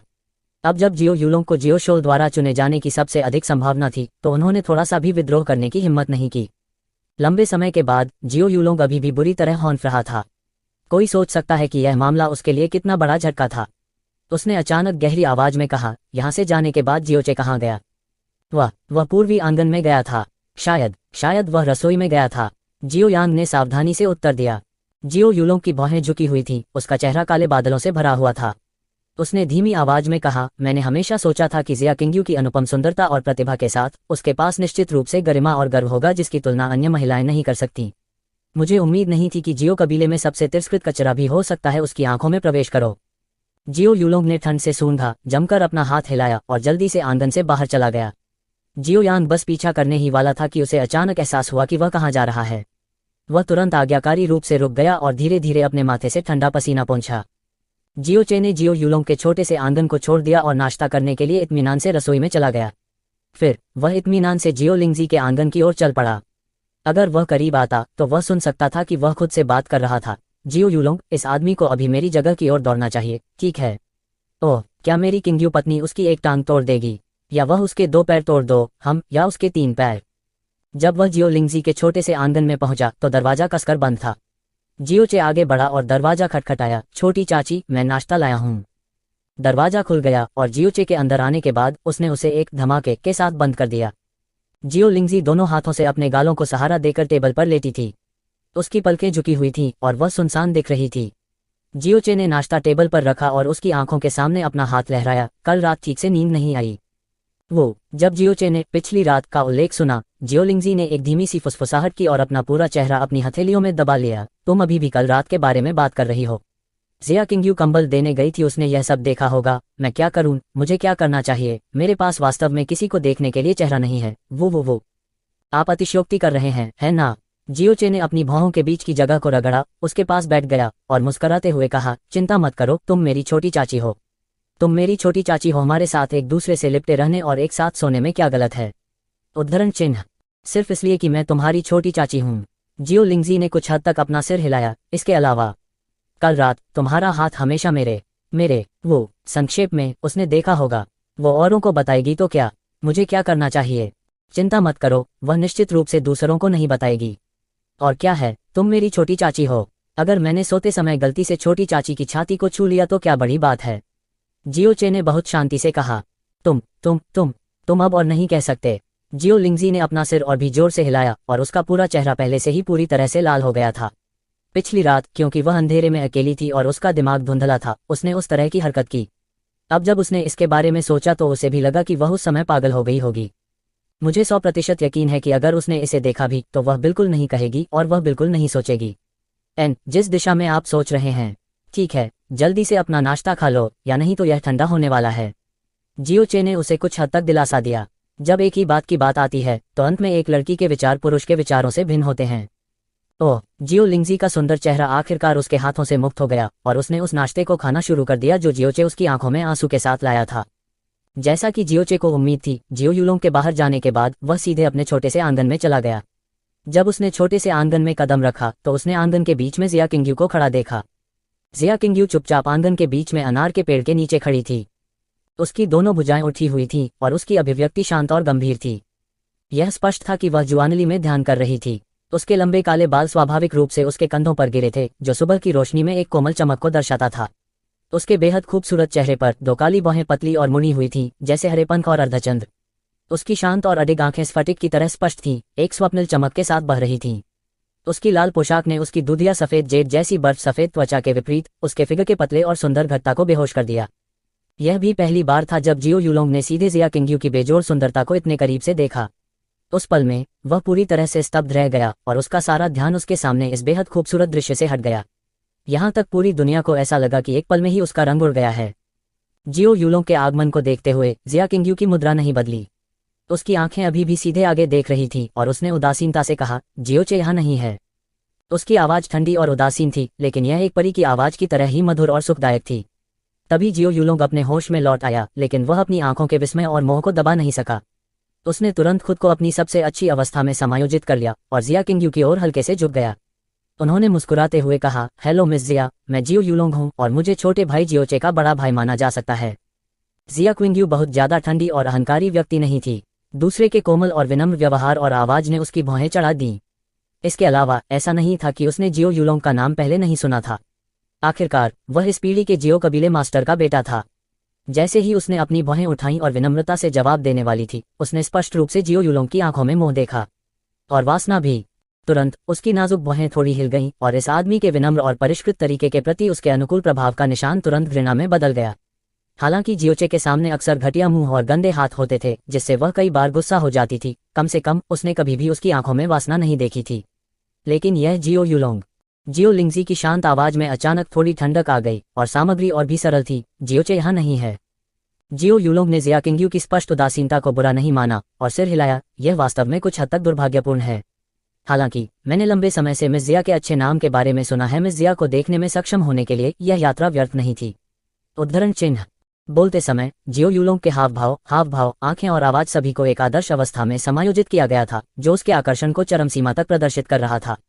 उसे विश्वास था कि वह जियोचे से कम 1000 गुना ज्यादा मजबूत है। जिया किंग्यू भी जियोचे को पसंद करने में सक्षम थी, तो जब उसने एक चाल चली तो वह कैसे विरोध कर सकती थी। मैं गहराई में साधना कर रहा हूँ, आपको प्राप्त न करने के लिए मुझे क्षमा करें। जिया किंग्यू की आंखें शांत थीं, लेकिन उसकी आवाज में पहले से ही थोड़ी अधीरता थी। एक सच्ची सुंदरता, चाहे किसी भी तरह की मुद्रा या अभिव्यक्ति हो, हमेशा आंखों को भाती है। जिया किंग्यू को देखकर, जो एक परी अवतार की तरह थी, जियो यूलोंग की आंखें अधिक से अधिक भावुक हो गईं और उसके दिल में ईर्ष्या भी अधिक से अधिक उग्र रूप से जल उठी। इस तरह की परी वास्तव में उस कूड़ेदान जियोचे की पत्नी बन गई और यहाँ तक प्रथम पुरस्कार मिला। यह बस एक स्वर्गीय उपहार की लापरवाह बर्बादी थी, अस्वीकार्य और अक्षम्य। मैंने सुना है कि मिस जिया इस साल 16 साल की है, लेकिन पहले से ही प्राथमिक गहन दायरे के 10वें स्तर की साधना कर चुकी है।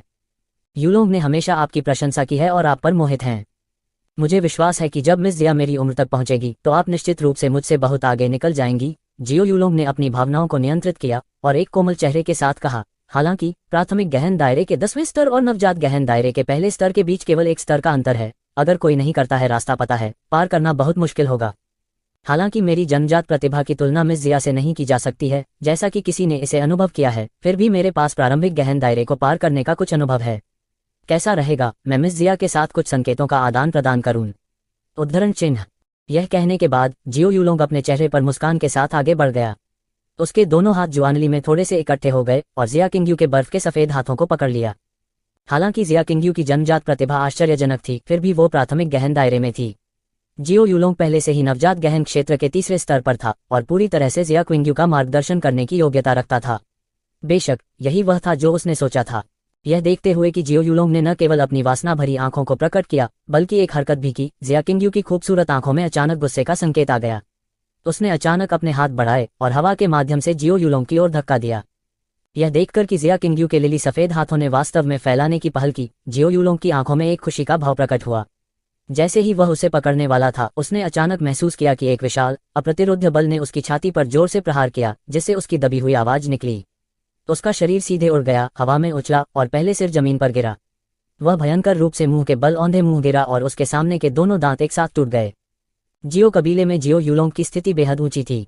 भले ही जियो कबीले में शादी करने वाली लड़की जियो यूलोंग द्वारा छेड़छाड़ की गई हो, भले ही वे उसे हरा सकें, वे बिल्कुल उसे चोट पहुंचाने की हिम्मत नहीं करेंगे। लेकिन जिया क्विंगयू की पृष्ठभूमि किस तरह की थी? उसकी पीठ के पीछे फ्रोजन क्लाउड फेरी पैलेस था। उसके चेहरे पर सपाट पिटाई का उल्लेख नहीं है, भले ही वह उसकी जान चाहती हो। जिस क्षण फ्रोजन क्लाउड फेरी पैलेस के एक शिष्य के रूप में उसकी पहचान का पता चला, जियो यूनहाई निश्चित रूप से एक गोज निकालने की हिम्मत नहीं करेगा और यहाँ तक मुस्कुराना होगा और माफी मांगनी होगी। अल्पविराम अल्पविराम अल्पविराम। मैं प्रारंभिक अवस्थाओं की भावनात्मक नींव को यथासंभव नाजुक ढंग से लिखना चाहता था, इसलिए गति थोड़ी धीमी थी। मैं अगली गति उठाऊंगा मार्टियन की इस शैली के साथ। क्या मैं इस सुअर को सामान्य ही रहने दूंगा? अल्पविराम अल्पविराम अल्पविराम। 500,000 इनाम के लिए फॉलन 7 नाइट मोनाक का धन्यवाद। अमीर, कृपया मेरी जान को गले लगाओ। 1,00,000 इनाम के लिए धन्यवाद मिल्की शी नाइट मोनाक।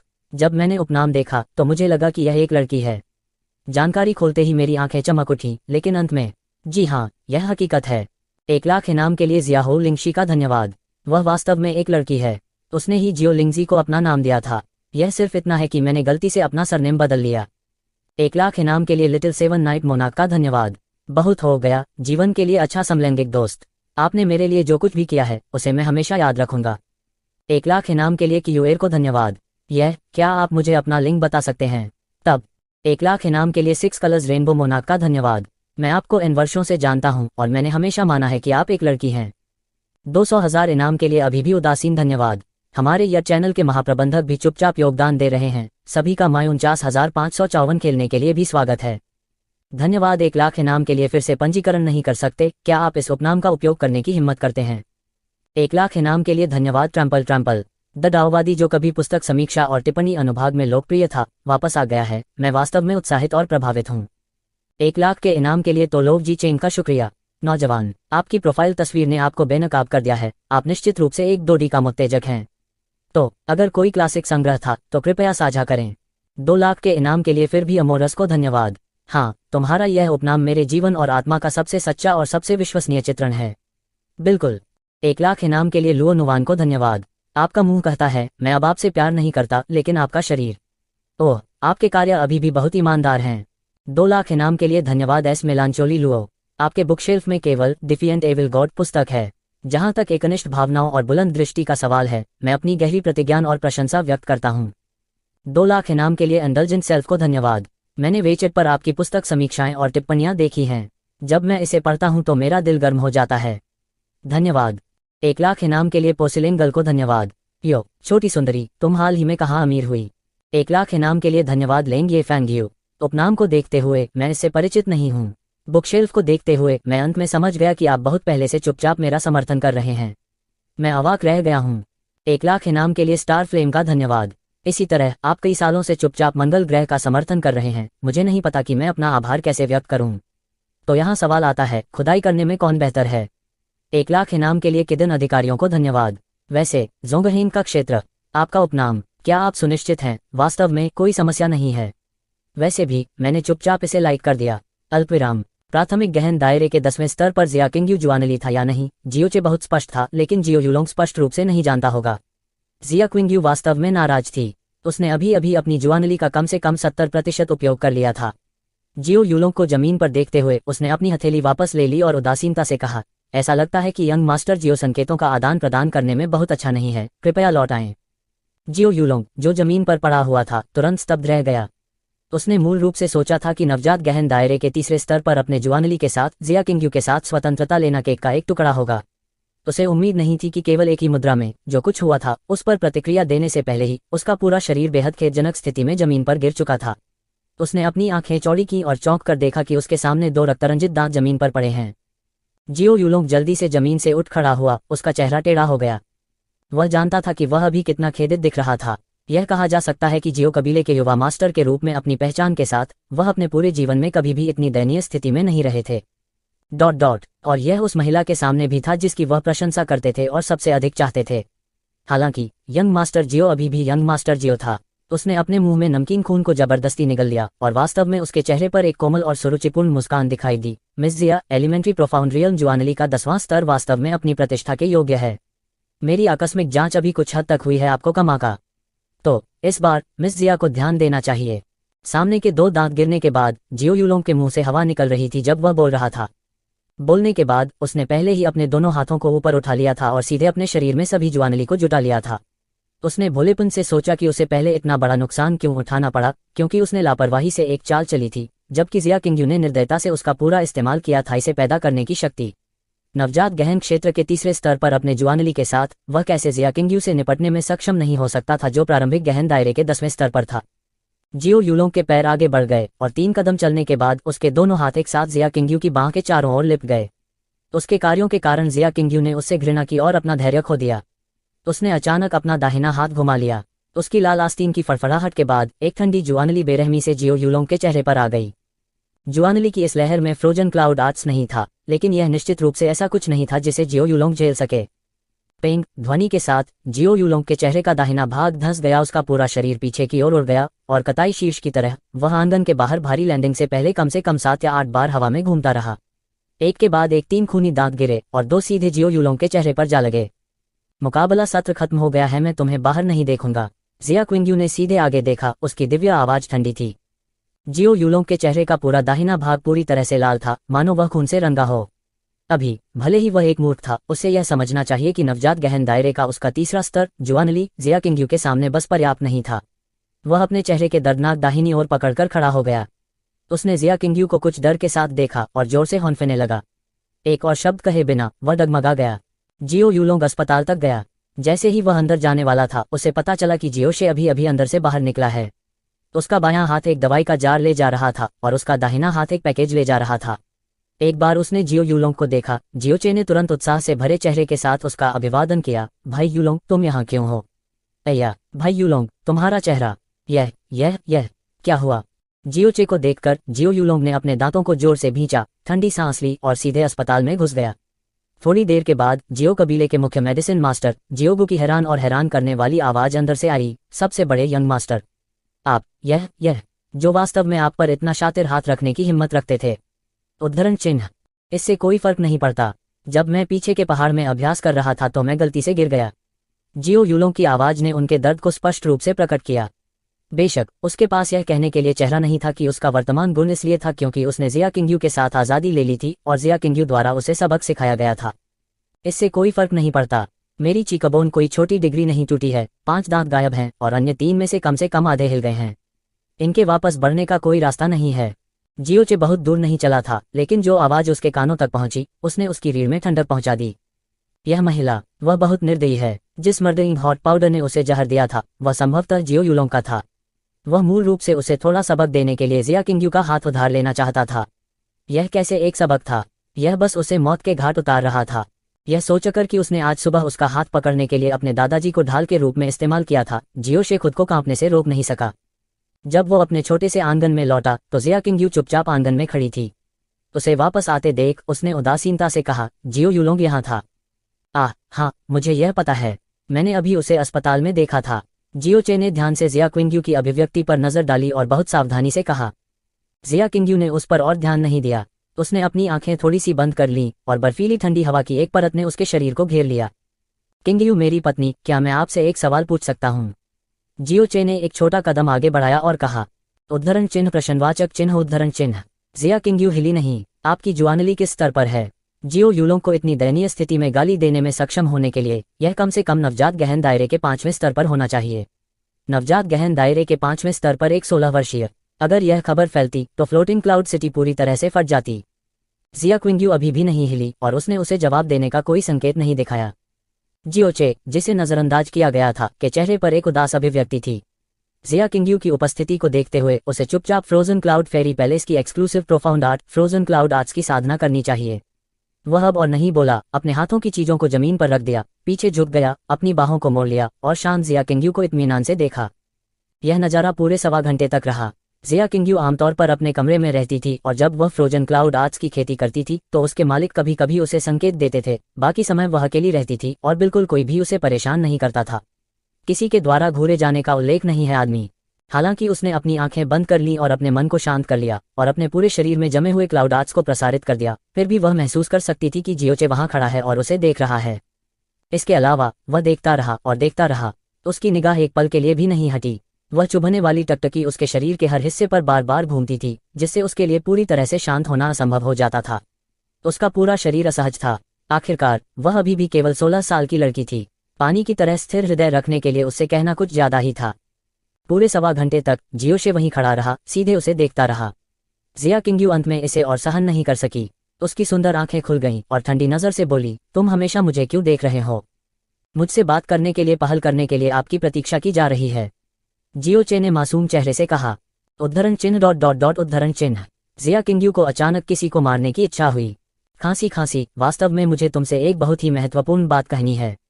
अभी अभी मुझे तुम्हारी साधना में विघ्न पड़ने का डर था, इसलिए मैं केवल प्रतीक्षा ही कर सकता था। जियोचे सीधा हो गया, उसका चेहरा ईमानदारी से भरा हुआ था। क्या है वह? जिया किंग्यू ने अपने गुस्से को दबाते हुए कहा। मन, यह ऐसा है। जियोचे की अभिव्यक्ति गंभीर हो गई। वो कुछ कदम आगे बढ़ा, जिया किंग्यू के सामने चला गया और आत्मविश्वास से कहा, आज सुबह जब मैंने आपका हाथ पकड़ा था... अरे नहीं, मुझे मत मारो, मैं एक गंभीर मामले की बात कर रहा हूँ, एक गंभीर मामला। जिया किंग्यू की आंखों में अचानक जानलेवा रूप देखकर जियोचे जल्दी से कुछ कदम पीछे हट गया। उसकी अभिव्यक्ति भी सतर्क हो गई। जियो यूलों की दयनीय उपस्थिति अभी अभी एक खूनी सबक थी। अंत में जिया किंग्यू ने वास्तव में उसे नहीं मारा। जियोचे ने राहत की एक छोटी सी सांस ली और फिर कहा, जब मैंने आपका हाथ पकड़ा तो मैंने आपकी नब्ज जांचने का अवसर लिया। मैंने पाया कि एक समस्या थी, एक बहुत बड़ी समस्या थी। उसके शब्दों से जिया किंग्यू की आंखों में जरा भी लहर नहीं आई। उसे बस उस पर विश्वास नहीं हुआ। हालांकि जब उसने आज सुबह उसका हाथ पकड़ा तो उसे वास्तव में लगा कि वह चुपके से उसकी कलाई को छू रहा है, लेकिन वह जियो कबीले का एक कमजोर व्यक्ति था जिसे पूरे फ्लोटिंग क्लाउड सिटी से जाना जाता था। वह एक लानत नाड़ी कैसे जान सकता है? लेकिन जियोचे के अगले शब्दों ने जिया किंग्यू के दिल को थोड़ा हिला दिया। हर दिन सुबह 3 बजे क्या आप अपनी नींद से नहीं उठते हैं? और उठने के आधे घंटे के भीतर आपका पूरा शरीर ठंडा हो जाता है और आपके अंग खराब हो जाते हैं। जिया किंग्यू की आंखें हिल गईं और उसने अवचेतन रूप से कहा, तुम्हें कैसे पता? जियोचे ने जारी रखा, इसके अलावा जब से जुआनली ने फ्रोजन क्लाउड आर्ट्स की खेती शुरू की है, हर बार जब वह अगले 2 या 3 दिनों के भीतर टूट जाता है तो क्या उसके पूरे शरीर को ठंड महसूस नहीं होती है? उसके अंगों में दर्द होता है, वह खा नहीं सकता और वह ठीक से सो नहीं सकता। जिया किंग्यू की आंखें फिर से कांप उठीं, क्योंकि जियोचे ने जो कहा वह जरा भी गलत नहीं था। इसके अलावा जियोशे के कदम चले और वह आंगन के दरवाजे तक चला गया। जब तक उसका आधा शरीर आंगन के दरवाजे के बाहर अवरुद्ध नहीं हो गया, तब उसने गंभीर चेहरे के साथ कहा, आखिरी बार। चाची, मासिक धर्म लगभग 7 या 8 दिन देर से आया था, है ना? जिया किंग्यू की ओर से मारने का कोई इरादा नहीं लग रहा था। जियोचे सावधानी से आंगन के दरवाजे के बाहर से वापस चला गया। क्या आप इस बार मुझ पर विश्वास करते हैं?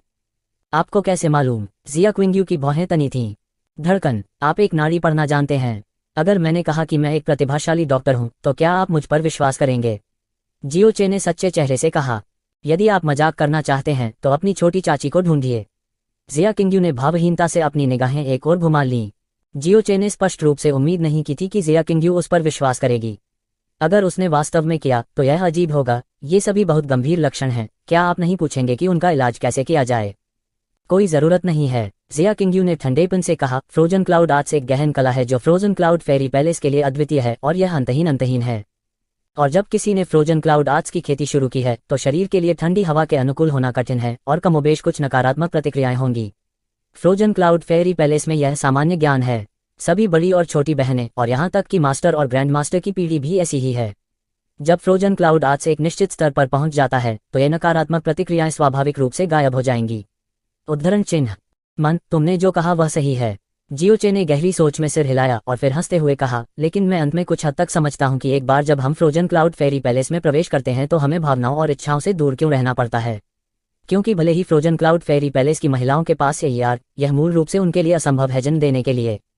शुरू करना, आरंभ देना। यदि यह फैलता है तो यह फ्रोजन क्लाउड फेरी पैलेस की प्रतिष्ठा को नुकसान पहुंचाएगा।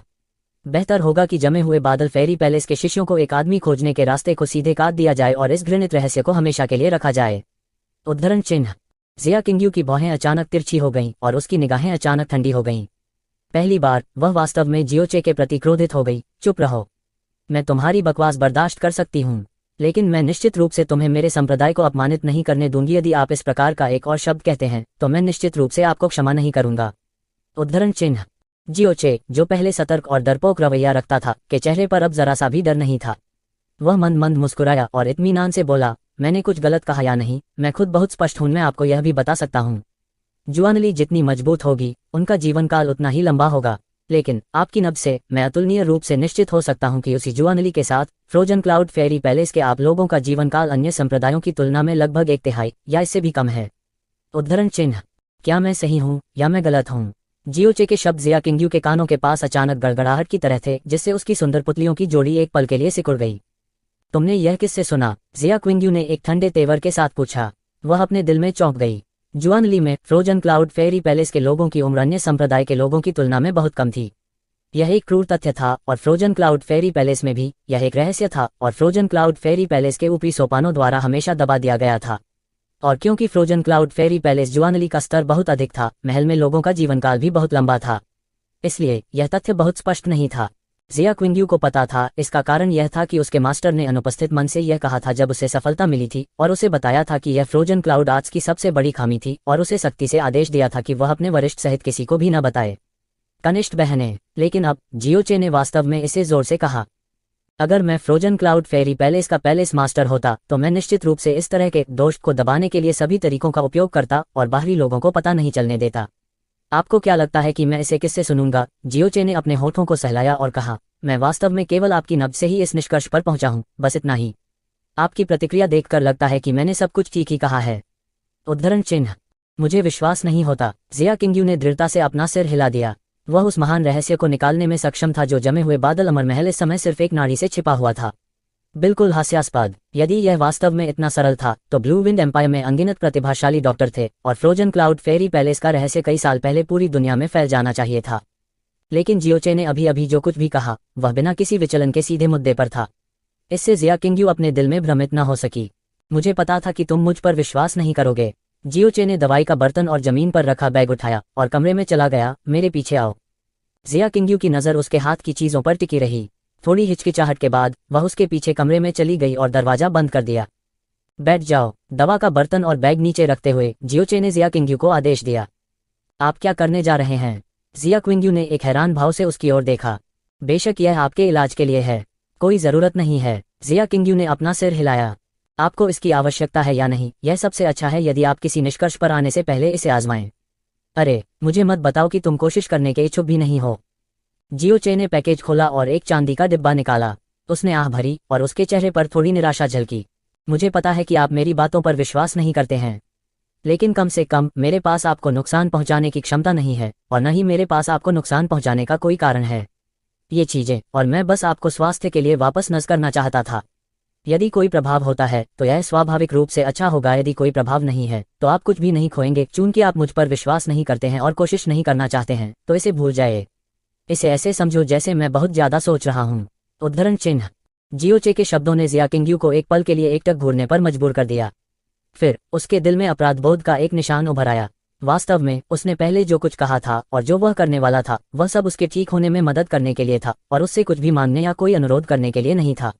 जैसा कि उसने कहा था, उसके पास मूल रूप से उसे नुकसान पहुंचाने का कोई कारण या क्षमता नहीं थी। परिणाम क्या होगा इसका उल्लेख नहीं करना उसकी सीधी अस्वीकृति वास्तव में बहुत अधिक थी। जिया किंग्यू ने अपने दिल में आह भरी और जियोचे के बगल में बैठ गई। आप मेरे साथ कैसा व्यवहार करना चाहते हैं? उद्धरण चिन्ह ... तुम मेरा इलाज करने को तैयार हो? जियोचे ने उसकी तरफ देखा और फिर सूंघा और अपना चेहरा दूसरी ओर कर लिया। उसके बचकाने रवैये ने जिया किंग्यू को समझ नहीं आ रहा था कि हंसे या रोए। उसकी आवाज भी धीमी हो गई। मैं देखना चाहता हूं कि आप मेरे साथ कैसा व्यवहार करते हैं। वह एक अच्छा लड़का है। जब जियोशे ने अपना चेहरा फिर से घुमाया तो उसके चेहरे पर एक मुस्कान थी।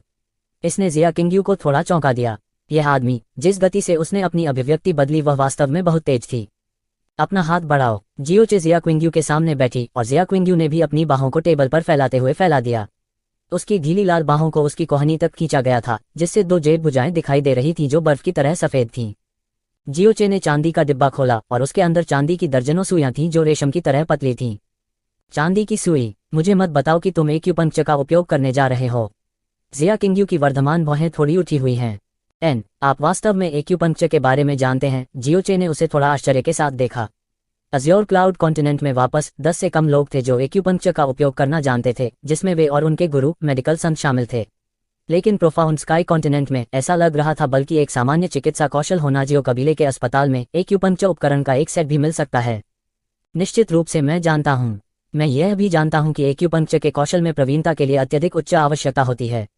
छोटी सफलता के लिए 10 साल से अधिक समय लगता है और बड़ी सफलता के लिए दर्जनों साल। एक्यूपंक्चर की तो बात ही छोड़ दें, मैंने कभी भी आपको दवा सीखते हुए नहीं सुना। इसके अलावा आपके कमरे में क्यूई हुआन का कोई निशान या गंध नहीं है। आप क्या करने का प्रयास कर रहे हैं? जिया किंगयू की आंखें संदेह और सतर्कता से भरी हुई थीं। जियोचे ने एक चांदी की सुई निकाली और 2 अंगुलियों से सुई के निचले हिस्से को हल्के से दबाया। जब जियोचे ने चांदी की सुई उठाई तो जिया किंगयू की आंखें थोड़ी चौंधिया गईं, क्योंकि जियोचे के हाथ में चांदी की सुई वास्तव में एक अवर्णनीय भावना थी। सद्भाव, मानो यह चांदी सुई का जन्म जियोचे के हाथ में हुआ था। इस तरह की भावना बहुत सूक्ष्म, अवर्णनीय थी, लेकिन यह स्पष्ट रूप से अस्तित्व में थी। जियोचे ने एक छोटी बोतल खोली, चांदी की सुई को हल्के से डुबोया और कहा, मैं एक्यूपंक्चर का उपयोग करना जानता हूं या नहीं, आप जल्द ही जान जाएंगे। बेशक, अगर आपको कोई असुविधा महसूस होती है या अगर आपको लगता है कि मैं आपके साथ मजाक कर रहा हूं, तो आप मुझे किसी भी समय रोक सकते हैं। उद्धरण चिन्ह। उस बोतल में क्या है? जिया किंगयू की नज़र छोटी दवा की बोतल की ओर गई। साधारण स्कारलेट सनफ्लावर जूस। जियोचे ने लापरवाही से जवाब दिया। उसकी नज़र जिया किंगयू के बर्फ सफ़ेद हाथ पर पड़ी और बायां हाथ जो चांदी की सुई को पकड़े हुए था थोड़ा हिल गया। जियोचे की यह हरकत बहुत तेज थी, इतनी तेज कि जिया किंगयू समय पर प्रतिक्रिया भी नहीं कर सकती थी। जब जियोचे ने अपना बायां हाथ हटा लिया तो उसकी उंगलियों के बीच की चांदी की सुई पहले ही गायब हो चुकी थी और उसकी दाहिनी कलाई पर एक चांदी की सुई पहले से ही खड़ी डाली गई थी। ठीक यांगची एक्यूपॉइंट में उसे कोई दर्द महसूस नहीं हुआ और यह भी कहा जा सकता है कि उसे कुछ भी महसूस नहीं हुआ। अगर उसने इस चांदी की सुई को अपनी आंखों से नहीं देखा होता तो उसे पता भी नहीं चलता कि चांदी की सुई उसकी कलाई में पहले ही चुभ चुकी है। जिया किंगयू की अभिव्यक्ति बदल गई। तेज नहीं, यह निश्चित रूप से तेज नहीं था, यह कुशल था। यह एक प्रकार का अत्यंत कुशल था जो एक आश्चर्यजनक डिग्री तक पहुंच गया था। जियोचे ने पहले से ही दूसरी चांदी की सुई उठा ली थी, उसे स्कारलेट सनफ्लावर जूस में डुबोया और उसे जिया किंगयू के दाहिने हाथ के करीब लाया। अपनी कलाई के हल्के से झटके के साथ चांदी की दूसरी सुई पहले ही यांगबो एक्यूपॉइंट में सटीक रूप से चुभ गई थी। उसके बाद तीसरी और चौथी चांदी की सुई क्रमशः जोंगझू और हेगो एक्यूपॉइंट्स में चुभ गई। दाहिने हाथ के बाद यांगची, यांगबो, जोंगझू और हेगो एक्यूपॉइंट्स में बाएं हाथ पर चांदी की 1 और 4 सुइयों को क्रमिक रूप से छेदा गया। हर बार जब वह अंदर घुसता था तो उसकी हरकतें इतनी तेज होती थीं कि जिया किंगयू को केवल बाद की छवियों की एक झलक दिखाई दे सकती थी। उसके दिल में विस्मय भी परत दर परत छा गया, क्योंकि चांदी की सुई उसके शरीर में चुभ गई। उसे नहीं पता था कि जियोचे के उपचार का कोई असर होगा या नहीं, लेकिन उसकी शैतानी कुशल तकनीक ने जिया किंगयू को यह विश्वास करने में असमर्थ कर दिया कि यह वास्तव में एक 16 वर्षीय युवा द्वारा किया गया था। अपने हाथों को आराम दें, अपनी सांस को स्थिर रखें और निश्चित रूप से जुबानली का उपयोग न करें। जियोचे की आवाज उसके कानों में पड़ी। उसने जियोचे के साथ भी सहयोग किया, अपनी बाहों को आराम दिया और अपने दिल को शांत किया। इस समय उसने अचानक अपने बाएं और दाएं हाथों में एक बर्फ की ठंडी आभा महसूस की। फिर जैसे कि उसे कोई रास्ता मिल गया हो, वह जल्दी से यांगची, यांगबू, जोंगझू और हेगू एक्यूपॉइंट्स की ओर दौड़ा, जिन्हें चांदी की सुइयों से छेद दिया गया था। तुरंत 8 चांदी की सुइयों से सफेद धुंध की फुहारें धीरे धीरे उठीं। धुंध के भीतर निहित ठंडी आभा के कारण आसपास का तापमान तेजी से गिर गया। मध्याह्न रेखा के माध्यम से बहने वाली ठंडी आभा और जल्दी से निकलने वाली सफेद धुंध को महसूस करते हुए जिया किंगयू का बर्फ सफेद चेहरा हिंसक रूप से बदल गया। पूरी तरह से रुकने से पहले कुछ मिनट के लिए सफेद धुंध उठी। इस समय जियोचे ने अचानक अपना हाथ बढ़ाया। उसके दोनों हाथ एक साथ चल रहे थे और उसकी उंगलियां प्रेत की तरह चल रही थीं। एक पल में 8 चांदी की सुइयां जो जिया किंगयू के हाथों में चुभाई गई थीं, वे सभी उसके हाथों में वापस आ गईं और फिर उसने उन्हें दूसरे डिब्बे में रख दिया। यह ठंडी आभा मेरी कल्पना से भी अधिक भारी है। सौभाग्य से तुम मुझसे मिले, जियोचे ने धीमी आवाज में बुदबुदाया, फिर चांदी की सुइयों का डिब्बा बंद कर दिया और लापरवाही से कहा, किंगयू मेरी पत्नी, तुम्हारे हाथ अभी कैसा महसूस कर रहे हैं? जिया किंगयू ने अपने दोनों हाथों को ऊपर उठाया और उसकी आंखों में लहरें उठने लगीं। आराम से और गर्म। इस समय उसके हाथों को ऐसा ही लग रहा था। यह ऐसा था जैसे वह अचानक किसी तरह की भारी बेड़ियों से मुक्त हो गई हो। यह पहली बार था जब उसने फ्रोजन क्लाउड आर्ट्स की खेती के बाद अपनी हथेलियों और बाहों में गर्माहट महसूस की। उसने जियोचे को देखने के लिए अपनी आंखें उठाईं और आश्चर्य से पूछा, यह वास्तव में क्या है? वास्तव में यह बहुत आसान है। मैं बस आपके हाथों में ठंडी आभा और आपके हाथों में मेरिडियन को गाइड कर रहा हूं और अवरुद्ध मेरिडियन को भी खोल रहा हूं। जियोचे ने हल्के से कहा, आपके जमे हुए बादल फेरी पैलेस की गहन कलाएं जुआनकी को बर्फ ठंडा बना सकती हैं और इस तरह इसकी शक्ति में अत्यधिक वृद्धि करें। बर्फीली जुआनकी मजबूत होने का कारण यह है कि ठंडी आभा लोगों को नुकसान पहुंचा सकती है। दुश्मन इंसान है और आप भी इंसान हैं। दूसरों को नुकसान पहुंचाने से पहले आपको पहले खुद को नुकसान पहुंचाना चाहिए। यह बहुत ही सरल तर्क है। उद्धरण चिन्ह। जब मैंने आज सुबह आपकी हथेली को छुआ तो मैंने पाया कि आपकी हथेली का तापमान सामान्य व्यक्ति के शरीर के तापमान से बहुत कम है। शायद आपके फ्रोजन क्लाउड फेरी पैलेस के लोग स्वाभाविक रूप से सोचेंगे कि यह फ्रोजन क्लाउड आर्ट्स की खेती के कारण होने वाली एक सामान्य घटना है, लेकिन चिकित्सकीय दृष्टिकोण से यह अजीब होगा अगर इस तरह का शरीर का तापमान सामान्य हो सकता है। विस्मयादिबोधक चिन्ह। आमतौर पर जब जुआनली को स्थानांतरित नहीं किया जाता है तो जुआनली गहरी नसों में जमा हो जाती है और शरीर को प्रभावित नहीं करेगी, लेकिन एक बार इसका इस्तेमाल करने के बाद जमे हुए बादल शैंकी पूरे शरीर में बह जाएगा। जब यह छूटेगा तो दूसरों को कष्ट देगा, लेकिन जब यह प्रसारित होगा तो यह स्वयं को अवश्य ही कष्ट देगा। आपको कई वर्षों तक जमे हुए बादल कलाओं की खेती नहीं करनी चाहिए थी, लेकिन बड़ी मात्रा में ठंडी आभा पहले ही आपके 5 आंत, 6 आंत, रक्त, अस्थि मज्जा और तानतेन में रिस चुकी है। इसके अलावा यह अधिक से अधिक जमा हो रहा है। समय के साथ यह आपके शरीर के सभी अंगों को गंभीर नुकसान पहुंचाएगा और यह अजीब होगा यदि आपका जीवन छोटा न हो। उन नकारात्मक प्रतिक्रियाओं का होना सामान्य है। उद्धरण चिन्ह। जिया किंग्यू। इसके अलावा ठंडी आभा के तहत शरीर में कई मेरिडियन भी अक्सर ऐंठन और अवरुद्ध हो जाते हैं, जिसका जुआनकी के प्रदर्शन पर काफी प्रभाव पड़ेगा। अभी आप जुआनली को अपने हाथों पर प्रसारित करने की कोशिश कर सकते हैं और देख सकते हैं कि क्या पहले से कुछ फर्क है। जियोचे ने गंभीर अभिव्यक्ति के साथ कहा। जियोचे का वाक्पटु भाषण एक शुरुआत और एक अंत और एक कारण और प्रभाव के साथ उचित और अच्छी तरह से आधारित था। इसके अलावा तर्क को समझना बहुत आसान था और एक मूर्ख भी इसे समझ सकता था। जिया किंग्यू की व्यवहारिक प्रतिक्रिया के अलावा मूल रूप से इस पर सवाल उठाने या इसका खंडन करने का कोई तरीका नहीं था। लेकिन जब जियोचे ने एक गंभीर भाव के साथ बात की तो वह वास्तव में अपने दिल में मुस्करा रहा था, क्योंकि उसने जो कहा वह वास्तव में सच था। लेकिन भले ही यह सच था, यह बकवास भी था। यह सच था कि शरीर में जमा होने वाली ठंडी आभा शरीर को नुकसान पहुंचाती थी और यह मेरिडियन को भी बंद कर देती थी। यह भी सच था। ... लेकिन अगर फ्रोजन क्लाउड आर्ट्स वास्तव में उतना ही बुरा था जितना उसने कहा, तो फ्रोजन क्लाउड फेरी क्या थी पैलेस कर रहा है? ब्लू विंड कॉन्टिनेंट के शिखर पर खड़े होने का उल्लेख नहीं है। वे शायद 800 साल पहले जीवित नहीं रह पाए होंगे। कुछ समय के लिए फ्रोजन क्लाउड आर्ट्स की खेती करने के बाद शरीर पूरी तरह से फ्रोजन क्लाउड आर्ट्स के अनुकूल हो जाएगा। फिर भले ही शरीर में ठंडी आभा किसी के जीवन को नुकसान पहुंचाए, फिर भी यह शरीर को नुकसान पहुंचाना जारी नहीं रखेगी। इसके बजाय यह एक समर्थन बन जाएगा और अवरुद्ध मेरिडियन स्वाभाविक रूप से अबाधित होंगे। लेकिन जिया किंग्यू ने केवल 3 से 4 वर्षों के लिए फ्रोजन क्लाउड आर्ट्स की खेती की थी, इसलिए स्वाभाविक रूप से उसके लिए पूरी तरह से ढलने के चरण तक पहुंचना असंभव था। अपने शब्दों को अपनी व्यक्तिगत भावनाओं के साथ जोड़कर और कंडीशनिंग के बाद की भावना को जोड़ते हुए जियोचे के शब्द उसे पूरी तरह से निर्दोष लग रहे थे। कंडीशनिंग केवल एक बहाना था। फ्रोजन क्लाउड आर्ट्स का दोष भी केवल एक बहाना था। वह क्या करना चाहता था केवल वह खुद जानता था। जियोचे के शब्दों को सुनकर जिया किंग्यू ने जुआनली को अपने हाथों में लेने की कोशिश की। तुरंत उसका दिल फिर से हिल गया, क्योंकि जब जुआनली ने अपने हाथों को सघन किया तो यह पहले की तुलना में बहुत चिकना था और गति भी लगभग 2-30% तेज थी। जिया किंग्यू की प्रतिक्रिया को देखते हुए जियोचे ने संतुष्टि में सिर हिलाया। क्या आपको नहीं लगता कि यह बहुत चिकनी और तेज है? अगर मैं आपके शरीर की सभी ठंडी ऊर्जा को बाहर निकाल सकता हूं और आपके शिरोबिंदु को साफ कर सकता हूं। जब आप फ्रोजन क्लाउड आर्ट्स का उपयोग नहीं करते हैं तो आपके शरीर का तापमान सामान्य व्यक्ति से अलग नहीं होगा। सभी नकारात्मक प्रतिक्रियाएं अब प्रकट नहीं होंगी और जुआनली की सक्रियता की गति लगभग आधी हो जाएगी। साथ ही अब से फ्रोजन क्लाउड आर्ट्स की आपकी साधना गति भी कम से कम 30% बढ़ जाएगी। ओह, मैं इसे सामान्य रूप से कह रहा हूं, आप भी सामान्य रूप से सुन सकते हैं, क्योंकि आप वैसे भी मुझे ऐसा करने नहीं देंगे। उद्धरण चिन्ह।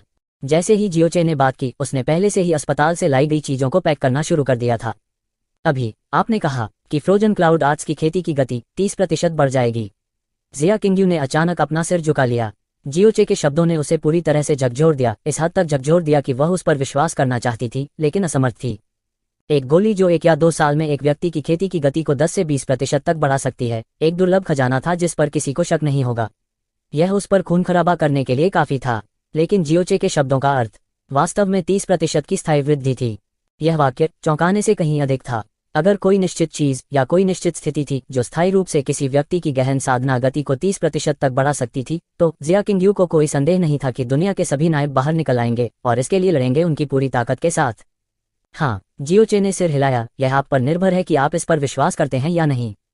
जियोचे का यह आप पर निर्भर करता है कि आप इस पर विश्वास करते हैं या नहीं रवैया इसके विपरीत जिया किंग्यू को उस पर और भी अधिक विश्वास करने लगा।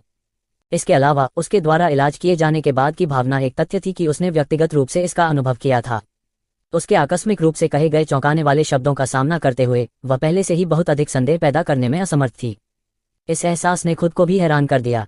विशाल फ्रोजन क्लाउड फेरी पैलेस हजारों वर्षों से ब्लू विंड कॉन्टिनेंट में लंबा खड़ा था, फिर भी उसने ऐसे आश्चर्यजनक परिणामों वाली विधि के बारे में कभी नहीं सुना था। इस छोटे से फ्लोटिंग क्लाउड सिटी में अपन गहरी नसों वाला एक युवा और जो केवल 16 वर्ष का था, वास्तव में इसे इतनी निश्चितता के साथ कहा। इसके अलावा उसने उसे अनियंत्रित रूप से इस पर विश्वास भी कराया। यदि यह वास्तव में उतना ही प्रभावी है जितना आप कहते हैं, आपने ऐसा क्यों कहा कि मैं इसके लिए सहमत नहीं था? जिया किंगयू ने पूछा। ठीक है, जियोचे के मुंह का कोना टेढ़ा हो गया और उसने गंभीरता से कहा, यह बहुत आसान है। बस इसके बारे में सोचें और आप समझ जाएंगे। ठंडी हवा और आपके शरीर में जमी हुई शिरोबिंदु को फैलाने के लिए आपको लगाना होगा आपके शरीर पर एक्यूपंक्चर। चूंकि आपको अपने शरीर पर एक्यूपंक्चर लगाना होता है, बेशक आपको अपने कपड़े उतारने पड़ते हैं। कम से कम तुम्हें अपनी पूरी पीठ मेरे सामने खोलनी होगी। तुम मुझे अपने हाथ छूने भी नहीं देना चाहते, तुम मेरे सामने अपने कपड़े कैसे उतारने को तैयार हो सकते हो? उद्धरण चिन्ह। जिया किंगयू, ठीक है, चांदी की सुइयों का उपयोग किया गया है, मुझे उन्हें भी अस्पताल में वापस भेज देना चाहिए। जियोचे थोड़ा मुस्कुराया, मुझे धन्यवाद देने की कोई आवश्यकता नहीं है। आखिरकार तुम मेरी पत्नी हो। पिछली रात तुम आधी रात में मुझे एक कंबल देने के लिए दौड़ी थी। मैं तुम्हारे लिए जो कुछ भी करता हूँ यह केवल सही। उद्धरण चिन्ह। जियोचे की पीठ को देखते हुए जैसे ही उसने अपनी चीजें पैक की, जिया किंगयू की अभिव्यक्ति में थोड़ी देर के लिए उतार चढ़ाव आया। फिर उसने आखिरकार फिर से बोलने की पहल की, मैं हमेशा अपने शरीर में जमा हुई ठंडी हवा के बारे में जानती हूँ। मुझे यह भी पता है कि फ्रोजन क्लाउड आज के शुरुआती चरण मेरिडियन के एक हिस्से को फ्रीज कर देंगे। अगर ठंडी हवा छितरी हुई है और मेरिडियन साफ गए हैं, तो यह वास्तव में शरीर में बेचैनी से राहत दिला सकता है। जुआनली का अभ्यास करने में भी इससे कुछ मदद मिलेगी, लेकिन इसका जुआनली के अभ्यास की गति बढ़ाने से क्या लेना देना है? उद्धरण चिन्ह। इसमें एक बहुत ही जटिल चिकित्सा सिद्धांत शामिल है। एमेन, बहुत जटिल है, इसलिए मैं वास्तव में इसके बारे में बात नहीं करना चाहता। यहां तक अगर मैंने किया तो भी आप समझ नहीं पाएंगे। जियोचे ने स्पष्ट रूप से कहा। उसके माथे पर लगभग ठंडा पसीना आ गया था। उसने मूल रूप से सोचा था कि उसके पिछले शब्दों और एक्यूपंक्चर ने पहले ही जिया किंगयू को सफलतापूर्वक डरा दिया था, लेकिन उसने नहीं सोचा था कि वो अभी भी संदेह से भरे दिल से पूछेगी। इसके अलावा उसने सीधे मुख्य बिंदु पूछा, क्योंकि खेती की गति में वृद्धि का ठंडी हवा या भूमध्य रेखा से कोई लेना देना नहीं था। सौभाग्य से जिया किंगयू ने पूछना जारी नहीं रखा। जब जियोचे फिर से बंडल लपेट रहा था तो जिया किंगयू ने एक बार फिर अपना मुंह खोला, ये चीजें आपने उन्हें कहाँ से सीखा? अभी अभी अपनी एक्यूपंक्चर तकनीकों के साथ आप उस विशाल चिकित्सा संप्रदाय में शामिल होने के लिए पूरी तरह से योग्य हैं। यदि आपके पास वास्तव में वे क्षमताएं हैं जो आपने पहले कही थी, तो इस छोटे से फ्लोटिंग क्लाउड सिटी के बारे में भूल जाए। पूरे ब्लू विंड कॉन्टिनेंट को आपके नाम के बारे में पता चल जाएगा। फिर आप इस समय कैसे अज्ञात रह सकते हैं और इसके बजाय केवल एक अपन का नाम है। उद्धरण चिन्ह। उन चिकित्सा संप्रदाय में शामिल हों।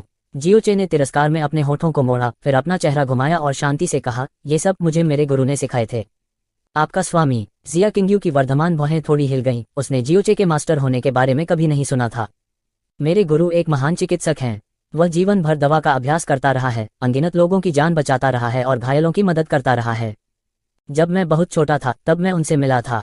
उन्होंने मुझे नाड़ी, एक्यूपंक्चर और विश्व विज्ञान को देखना, सुनना, पूछना और महसूस करना सिखाया। उन्होंने मुझे सिखाया कि कैसे सभी प्रकार की दवाओं, जहरों, कीड़ों और पौधों को पहचानना है। मैं उनका एकमात्र उत्तराधिकारी था। मेरे लिए उनकी दया पहाड़ की तरह भारी थी और इसे इस जीवन में चुकाना मुश्किल था, लेकिन कुछ समय पहले उन्होंने मुझे छोड़ दिया। मुझे उन्हें खोजने का कोई रास्ता नहीं बचा। यही कारण है कि मेरे पास कुछ चिकित्सा कौशल हैं। बाकी आपको ज्यादा पूछने की जरूरत नहीं है। मैं अपने गुरु के बारे में ज्यादा बात नहीं करना चाहता। इसके अलावा तथ्य यह है कि मेरे पास चिकित्सा कौशल है। बाहरी लोगों का उल्लेख न करें, यहाँ तक मेरे दादाजी और छोटी चाची भी इसके बारे में नहीं जानते। मेरे अलावा आप केवल वही माने जा सकते हैं जो जानता है। उद्धरण चिन्ह।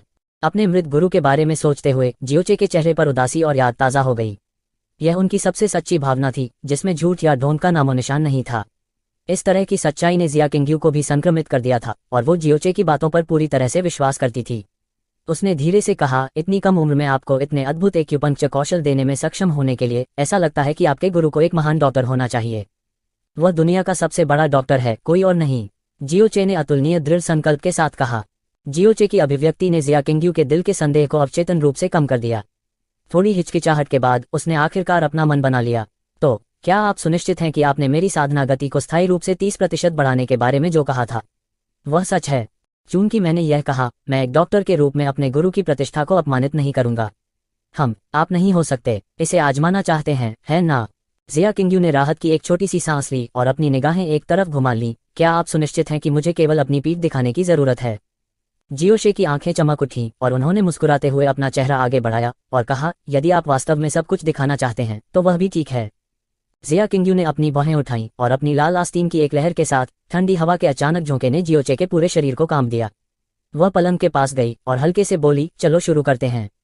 मुझे देखने दो कि क्या तुम्हारे चिकित्सा कौशल उतने ही जादुई हैं जितना कि तुम कहते हो। हालांकि अगर तुम कोई और विचार करने की हिम्मत करते हो तो मैं निश्चित रूप से तुम्हें माफ नहीं करूंगा। आप मुझे एक थप्पड़ से मार सकते हैं, अगर मैं चाहता तो भी मेरी हिम्मत नहीं होती। जियोचे चालाकी से मुस्कुराया। उसने चांदी की सुइयों का डिब्बा और स्कारलेट यांग फ्लावर जूस निकाला जिसे उसने अभी अभी दूर रखा था, और फिर बिस्तर के पास चला गया।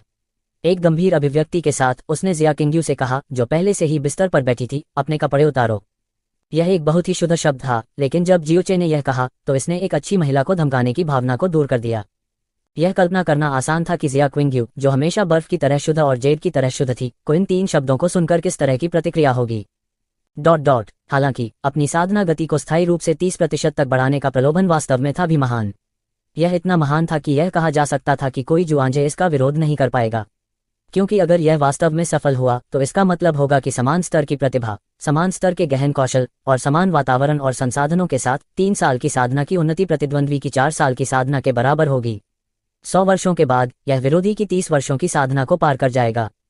जियोचे को भी यकीन था कि अगर जिया किंग्यू भी अपने कपड़े उतारना चाहती है तो भी वो मना नहीं करेगी, क्योंकि जिया क्विंग्यू स्पष्ट रूप से एक ऐसी लड़की थी जो उच्च जुआनली का पीछा कर रही थी।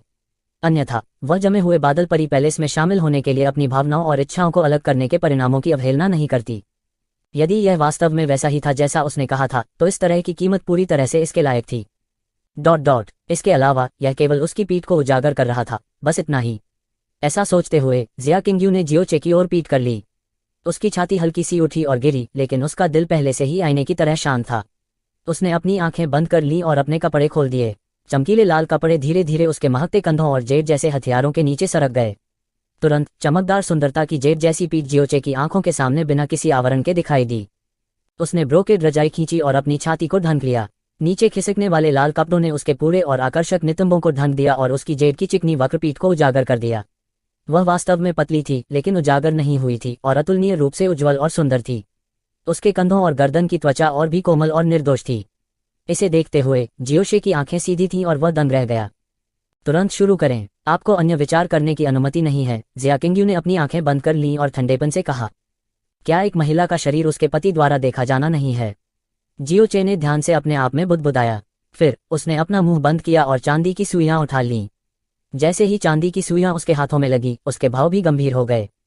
यह महसूस करते हुए कि जियोचे की सांसें उसके पीछे स्थिर हो गई थीं, जिया क्विंग्यू, जो अपना मुंह खोलने ही वाली थी, उसने बात करना बंद कर दिया और अपनी आंखें थोड़ी बंद कर लीं। भले ही जियोचे ने जो कहा वह अभी भी विश्वास करने की हिम्मत नहीं कर रही थी, लेकिन अपनी खेती की गति को 30% तक बढ़ाने का प्रलोभन, भले ही केवल संभावना का एक निशान था, ऐसा कुछ नहीं था जिसे कोई भी मना कर सकता था।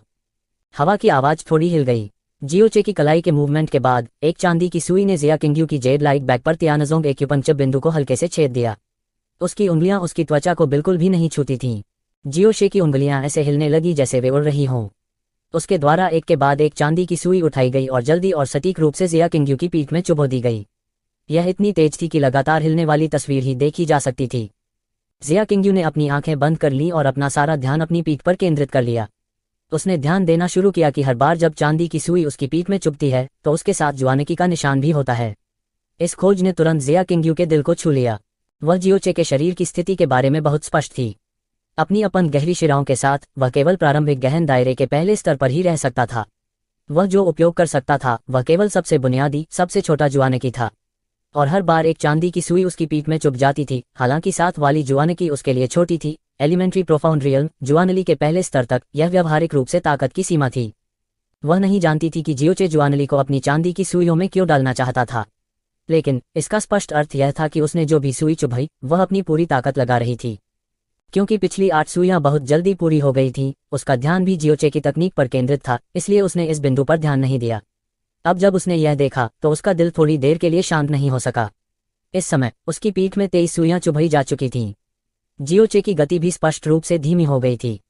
अगर जिया क्विंग्यू इस समय घूम जाती तो वो देखती कि उसका चेहरा थोड़ा लाल था और उसका माथा पसीने से ढंका हुआ था। जियोचे ने पहली 20 सुइयों को बहुत आसानी से नियंत्रित किया, लेकिन जैसे ही उसके माथे पर पसीना आया, उसका बायां हाथ जो सुइयों को पकड़े हुए था थोड़ा कांपने लगा। उनकी चाल भी स्पष्ट रूप से काफी धीमी हो गई थी। पहले वह एक सांस में एक सुई डाल सकता था, लेकिन धीरे धीरे उसे कई सांसों की जरूरत पड़ी। 30 सुइयों के बाद हर एक को आखिरी से ज्यादा समय लगा। अगर जिया किंग्यू मुड़ती तो वो देखती कि जब जियोचे ने सुई डाली थी तो उसने हमेशा अपने बाएं हाथ का इस्तेमाल किया था।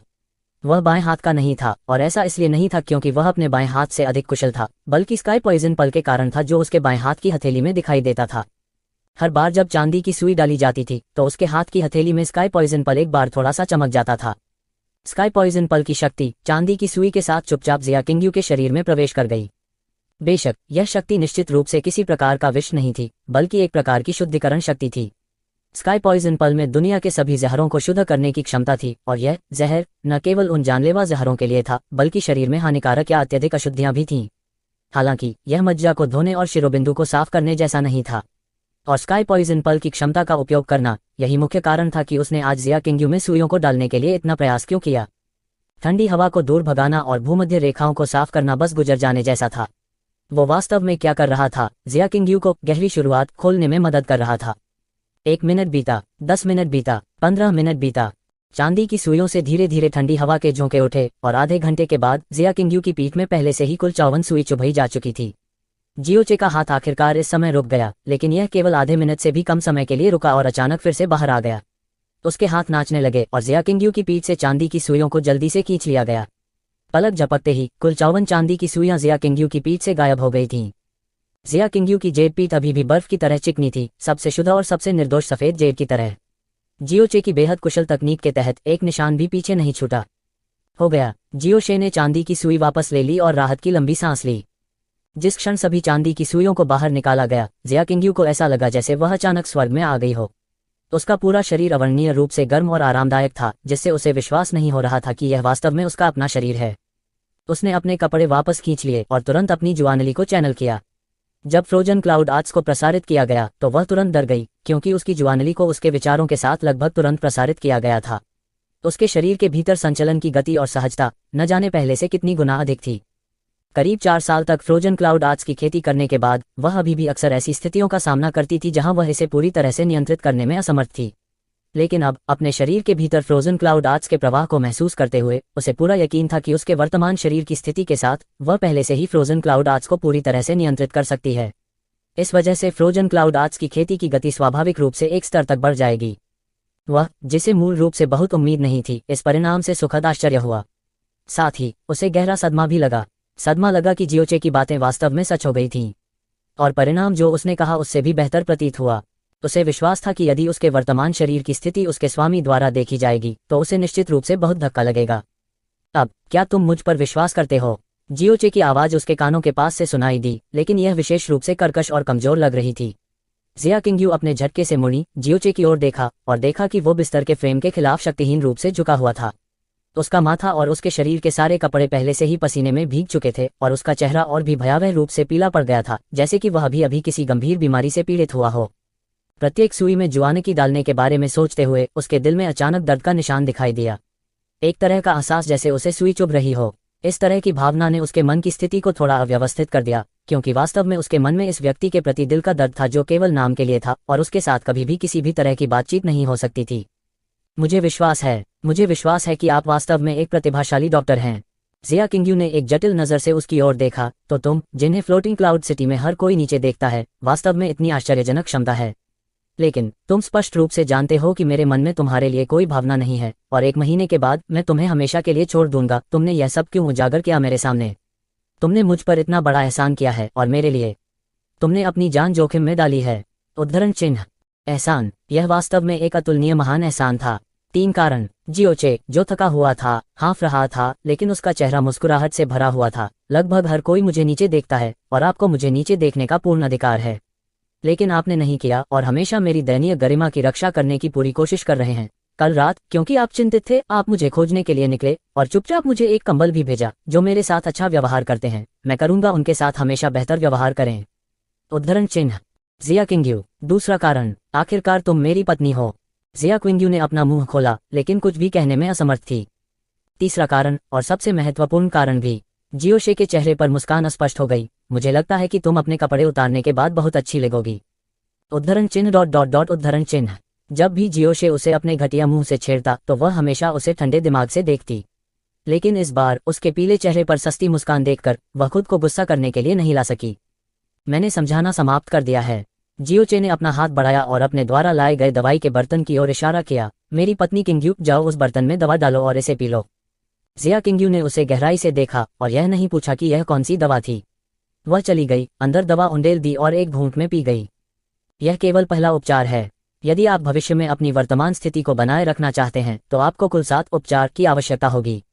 अगले 6 दिनों तक आपको इसे हर दिन करना होगा। सबसे अच्छा समय सुबह 3 बजे है, क्योंकि यह दिन का वह समय है जब इन ऊर्जा सबसे भारी होती है और उपचार का प्रभाव सबसे अच्छा होता है। बेशक जारी रखना या न रखना आप पर निर्भर है। उद्धरण चिन्ह। यह कहने के बाद जियोशे ने थक कर अपनी आंखें बंद कर लीं। उसकी शारीरिक शक्ति वास्तव में बहुत अधिक थी और यह निश्चित रूप से एक कार्य नहीं था।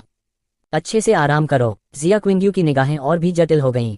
अपनी बात समाप्त करने के बाद वह कमरे से बाहर चली गई और चुपचाप दरवाजा बंद कर लिया। आंगन के बीच में खड़ी होकर जिया किंगयू ने अपने दोनों हाथ ऊपर उठाए और अपनी हथेलियों को एक धुंधली नजर से देखा। वह व्यक्ति किस तरह का है? कम से कम मैं हमेशा उसके बारे में गलत रहा हूं। फ्लोटिंग क्लाउड सिटी में भी हर कोई उसके बारे में गलत रहा है। जिया किंगयू के जाने के बाद जियोचे का शरीर पूरी तरह से बिस्तर पर झुका हुआ था और वो बिल्कुल भी हिलना नहीं चाहता था। बीच बीच में वह दबी आवाज में अपने आप से बुदबुदाया करता, ओह, मेरा शरीर अभी बहुत कमजोर है। यह सिर्फ गहरा खुल रहा है और मैं लगभग थकावट से गिर गया। अगर मास्टर जानते थे कि मैं वास्तव में दूसरे पक्ष को अपने कपड़े उतारना चाहता था तो मुझे आश्चर्य होता है कि क्या वह स्वर्ग से नीचे कूदेंगे और मुझे सबक सिखाएंगे। आखिरकार मैं कपड़ों के माध्यम से एक्यूपंक्चर कर सकता था जब मैं 13 साल का था, और 15 साल का था मैं कपड़ों के माध्यम से एक्यूपंक्चर कर सकता था। मेरी आंखें बंद हो गईं। नींद। जब से उन्हें जियो शोल का पत्र मिला, पूरा जियो कबीला बेहद अजीब माहौल में डूबा रहा। क्लान मास्टर, एल्डर्स और डीकन हर दिन होशियार थे। वे सुबह से लेकर रात तक मेहमानों के स्वागत के लिए तैयार रहते थे, इस डर से कि कहीं छोटी बात छूट न जाए। जहां तक पीढ़ी की बात है तो उन्हें सख्त प्रशिक्षण दिया गया, जैसे कि उन्हें चिकन के खून का इंजेक्शन लगाया गया हो।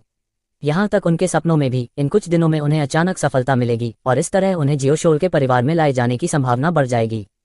हालांकि इसका जियोचे से कोई लेना देना नहीं था। उन्हें लगभग पूरे जियो कबीले में सबसे इत्मीनान से व्यक्ति माना जा सकता है। इस दिन जियो कबीले के पीछे के पहाड़ में यह एक कब्रिस्तान था जिसे जियो कबीले ने पिछले पहाड़ में खोला था। जियो कबीले के सदस्यों की मृत्यु के बाद उनमें से अधिकांश को यहीं दफनाया जाएगा। जियो ले चुपचाप एक समाधि के सामने खड़ा हो गया। उसके सफेद बाल जीवन और दुख के उतार चढ़ाव से भरे हवा में थोड़े लहराए। हवा ने सीटी बजाई, वीरानी फूट पड़ी। इस मकबरे पर 2 शब्द जियो यंग खुदे हुए थे। उद्धरण चिन्ह ... यंगेर, मुझे पता है कि जब आप छोटे थे तब से आपका सपना अपने पूर्वजों की इच्छा को पूरा करने में सक्षम होना था, जियो शोल में वापस आना और हमारे परित्यक्त रक्तरेखा को पुनर्जीवित करना था। आज इस तरह का अवसर आखिरकार आ गया है। यह बस इतना ही है। यह पूरे 16 साल की देरी है। जियो ली की आंखें धुंधली थीं। वह वहीं खड़ा रहा, उसके मुंह से एक अचेतन बड़बड़ाहट निकल रही थी। मुझे पता है, इतने साल बीत जाने के बाद भी आपको अभी भी बहुत सारी चिंताएं हैं। ... ची र की गहरी नसें तब से अपंग थी जब वह छोटा था। यह भी अच्छा है, भले ही वह अपने शेष जीवन के लिए औसत दर्जे का हो, वह कुछ भी नहीं करता है, इसलिए कोई लड़ाई या शिकायत नहीं होगी। अब चे र का भी एक परिवार है। मुझे आशा है कि वह अब से एक शांतिपूर्ण और स्थिर जीवन जी सकता है। भले ही वह आपका जैविक पुत्र नहीं है, लेकिन आप लोगों ने उसकी रक्षा के लिए अपने जीवन और अपने जैविक पुत्र के जीवन का उपयोग किया। मैं भी उनकी सुरक्षा सुनिश्चित करने के लिए अपनी शक्ति में सब कुछ करूंगा। दरार। जियो ली के कानों में एक हल्की तड़क की आवाज आई, जिससे वह अचानक चौंक गया। वह तुरंत अपनी व्याकुलता से उबर गया। उसने अपना सिर घुमाया और धीमी आवाज में चिल्लाया, यह कौन है? उसके चिल्लाने के बाद जियो यूलोंग की आकृति कब्रिस्तान के बीच में घने प्राचीन पेड़ के पीछे से निकल गई। जब उसने जियो को लेटे देखा तो वह स्पष्ट रूप से चौंक गया। उसने कुछ कदम आगे बढ़ाया और एक मानक कनिष्ठ धनुष का प्रदर्शन किया। यूलोंग ने फिफथ एल्डर का अभिवादन किया। मुझे फिफथ एल्डर के यहाँ होने की उम्मीद नहीं थी। क्या यूलोंग ने फिफथ एल्डर को परेशान किया? जियो ली की आंखों में अभिव्यक्ति उतार चढ़ाव भरी थी। अभी अभी उसका दिल दुख में डूब गया था और वह एक पल के लिए अनुपस्थित रहा। उन्होंने वास्तव में यह नहीं देखा कि कोई इस स्थान पर आया था। वह यह भी नहीं जानता था कि क्या इस जियो यूलोंग ने उसे अभी अभी खुद से बात करते हुए सुना था। उसने अपनी भौहें सिकुड़ी और कहा, यूलोंग, तुम यहाँ क्या कर रहे हो? जियो यूलोंग ने जल्दबाजी में कहा, जियो शोल के दूत कल पहुंचेंगे। पिता का मानना कि यह एक बड़ा मामला है जो जियो कबीले के भाग्य को बदल देगा, इसलिए उन्हें महान दादाजी को सूचित करना चाहिए जो मर गए, इसलिए उन्होंने मुझे यहाँ भेजा। मैंने गलती से 5वें बड़े को परेशान कर दिया। यूलोंग की गलती है। तो क्या तुमने सुना कि मैंने अभी क्या कहा? जियो ली की आवाज अचानक ठंडी और कठोर हो गई और एक अदृश्य आभा अचानक जियो यूलोंग पर दब गई। आत्मा के गहरे दायरे के शिखर से निकलने वाली आभा कुछ ऐसी नहीं थी जिसे जियो यूलोंग झेल सके। उसका चेहरा पीला पड़ गया और उसने जल्दी से अपना सिर हिलाया। यूलोंग भी अभी अभी यहाँ आया है। अगर यह अभी 5वें एल्डर की आवाज के लिए नहीं होता तो मैंने फिफथ एल्डर पर ध्यान नहीं दिया होता और न ही मैंने ऐसा कुछ भी सुना जो फिफथ एल्डर ने कहा। अगर 5वां बड़ा परेशान नहीं होना चाहता, यूलोंग तुरंत निकल जाएगा। जियो यूलोंग की अभिव्यक्ति से जियोलाई ने कोई दोष नहीं देखा। उनके दिल को भी थोड़ा सुकून मिला और उन्होंने अपनी आभा वापस ले ली। उनकी अभिव्यक्ति भी थोड़ी सहज हुई। इसे भूल जाओ, यह ज्यादा कुछ नहीं है। जियो शोल के दूत कल आएंगे और आप सबसे अधिक चुने जाने वाले व्यक्ति हैं। उस समय आप हमारी रक्तरेखा को पुनर्जीवित करने की हमारी सबसे बड़ी उम्मीद होंगे। उद्धरण चिन्ह। फिफ्थ एल्डर के शब्द बहुत गंभीर हैं। यूलोंग इसे स्वीकार करने की हिम्मत नहीं करता है। जियो यूलोंग ने विनम्रता से कहा। जियो लाई ने उसकी ओर सिर हिलाया और अब यहाँ नहीं रुका, वह घूमा और चला गया। उनके जाने के बाद जियो यूलोंग की अभिव्यक्ति धीरे धीरे सूक्ष्म हो गई। उसका दाहिना हाथ उसकी ठुड्डी को छू गया और वह फुसफुसाया, क्या यह हो सकता है? अगर यह सच है तो यह दिलचस्प होगा। अल्पविराम अल्प